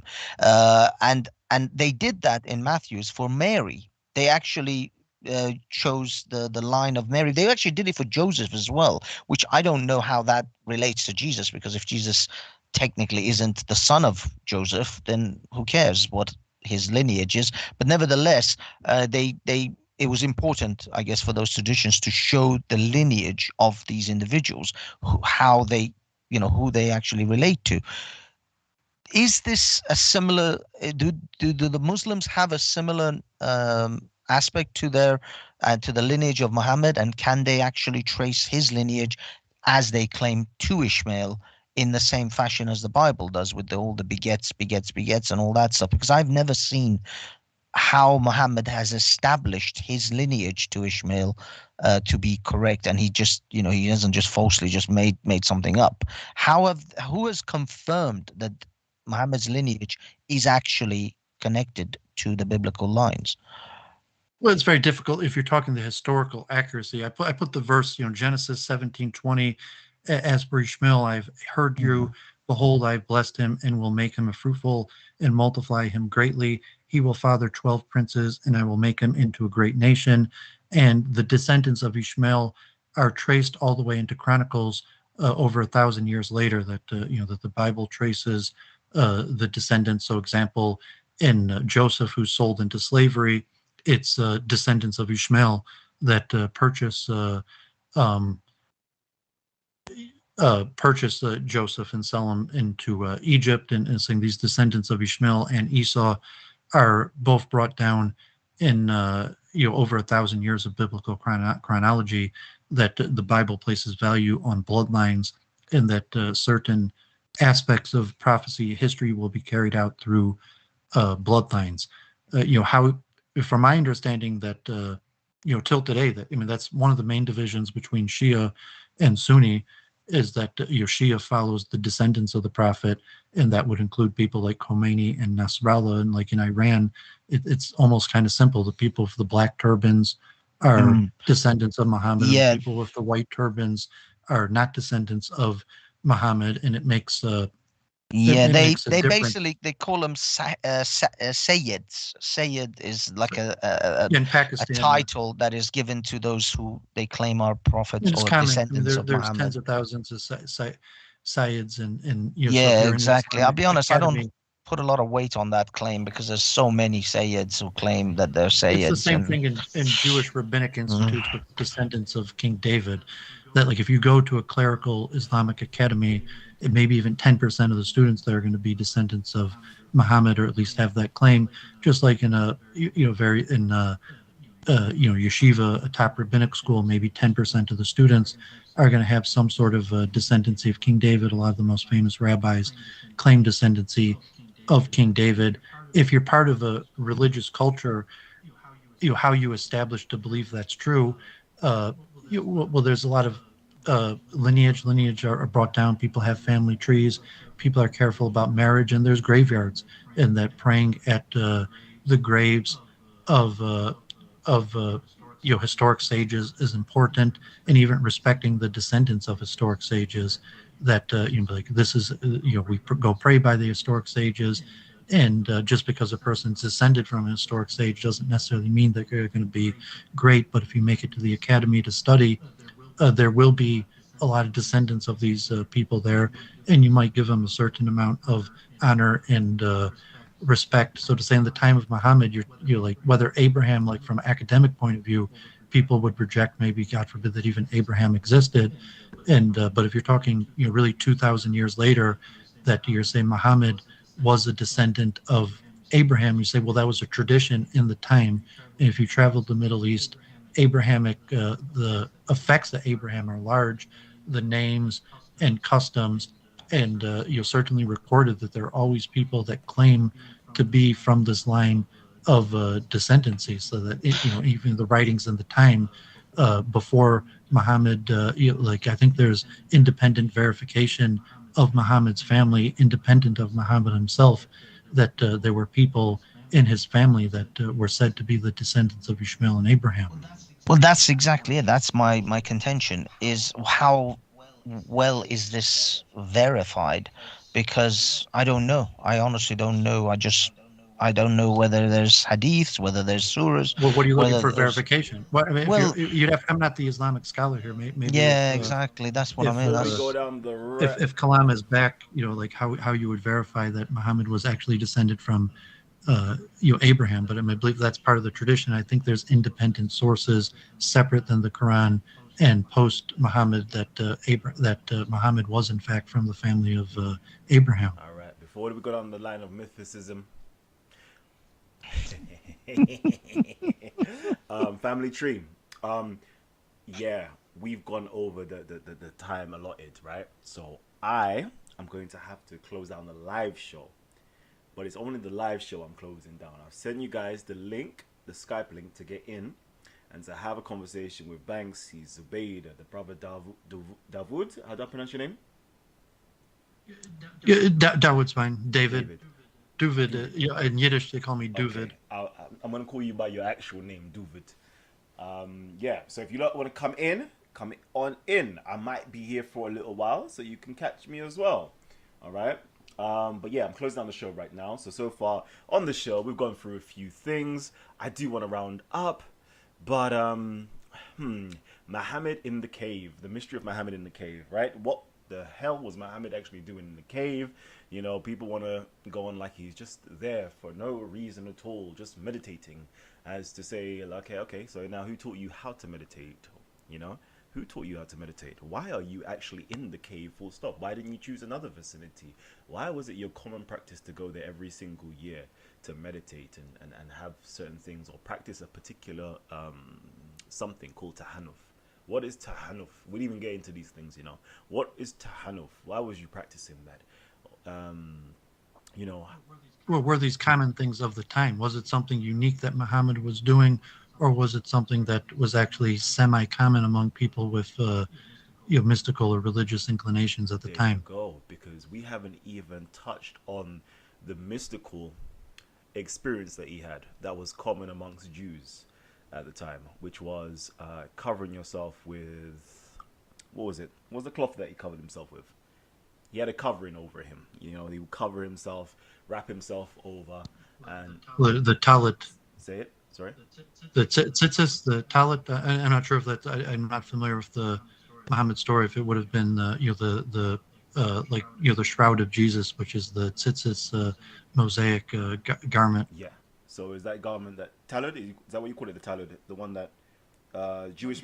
Well, if you think Muhammad was following Judaic practices, or whether where there was a tradition of the descendants of Ishmael, and he was following generic Abrahamic prophets, or whether they're unique, maybe some sort of special things that the descendants of Ishmael kept in that they followed, or even if they could have been pagan practices like the circumambulation, or at these places, who were these sages' graves that he was praying at, and was it only was it Jews that recognized them, or was it pagans that even recognized?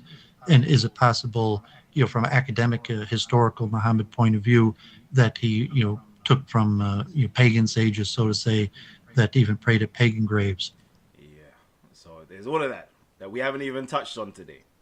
But you know what? On the next show, and if we can get the good brother Davud to come in as well, we'll get him to come on in. Banksy again to come on in again. And we can explore more of these things, but we just don't have the time today to go into everything. But if you enjoyed the show so far, make sure you hit the like button. If you're new to the channel, hit the subscribe button. And don't forget, keep Titanstv going by, dropping us a super chat. Oh, sugar, we received a super chat earlier on. Forgive me. Hold on 1 second, actually. Because we did receive a super chat and we haven't actually read it out. Forgive me, somebody who donated. Thank you for your donation. We didn't get a chance to read out your particular comment. But yeah, everybody who's actually supporting Titanstv, we salute you. Thank you. And again, join us in the Skype session. But for now, we're signing out, and I'll catch you guys on another show. Young Cali, baby. Thank you. Thank you, Okay. Kalam. Always a pleasure as always, and it's great talking to you again, Duvid. Duvid. Am I right? Yeah, Duvid. Sorry, butchering the name. David, that would do it. I appreciate you inviting me. I'd seen this channel before. Zobita, sent me the link, and I caught some of interesting conversation. These are my favorite type topics. Sometimes I do more on-friendly debates, but I like more straight mysticism. Yeah, the Callum is amazing. He's got so much knowledge. Thank you, guys. I'm gonna drop off and have yourselves a wonderful evening. Let's do this again soon, Callum. You've given me yet another book to start reading. So every time it's like homework around here. Every time I come here, I leave with homework. There you go. All right. Thank you, guys. Cool, have a good night. Bless. Bye. All right, David. Yeah, definitely. We're gonna get you.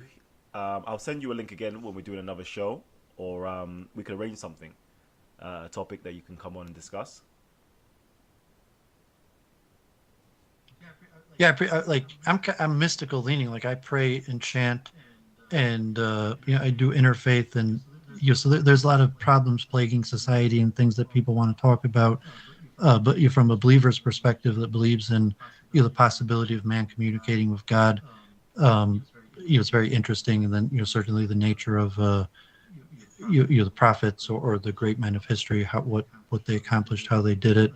Their biography is one of my favorite topics. Atheism, I think, plagues specifically the West, but the whole world, where people maybe wouldn't even think of going to a grave of some sage and chanting things, or circumambulations, or even just attempting to do some ritual in hopes that it would connect them to God, and even repeating, say, well, if this is what the prophet did, then let me give it a try. So I'm not sure what kind of audience you have. First, maybe you have a mixed audience of haters to spiritual followers. Everything from atheists to Jews to Christians to Muslims, African spiritualists. We have everybody coming onto the show. So, yeah, I mean, some of these things are intense. Are you really gonna try chanting some special, like, I mean, you use Sanskrit, looked into Hinduism too, but some mantra, hours a day and I did that in Israel, like with Hebrew. I've chanted at this point thousands of hours in my life, and I felt I've gained and connected to God, that I 100% believe in God, although obviously it's hard to understand the paradoxical contradictions and strife and different beliefs in the world. But I've also been doing interfaith for a while, and especially with Muslims. Like, I was for 20 years now, I've been doing interfaith with Muslims. So that's the political context, what's happening in Israel and Palestine makes that quite difficult. But there's probably the most similarity between Jews and Muslims, at least historically or religiously. okay. But yeah, I'm going to sign out right now. I've just got family life to deal with. So yeah, I'm definitely going to catch you again soon, yeah? Oh yeah, I appreciate it. I'm in Metro Detroit. I'm not sure if anyone else is here. If they want to talk, I could stick around. But it's 5:30 in the afternoon. But I could sign off doing this. I'm not sure if anyone else is here.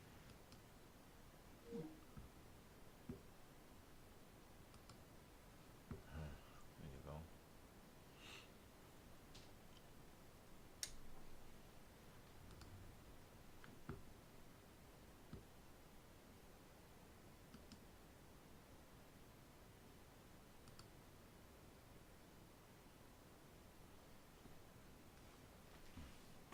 Let's check this now.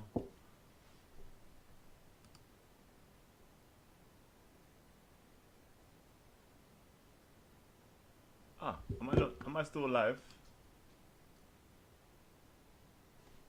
I'm still live. Oh my god.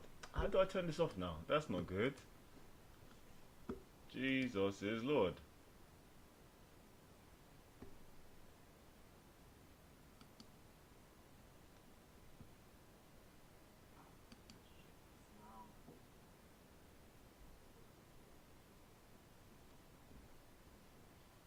End stream. There you go.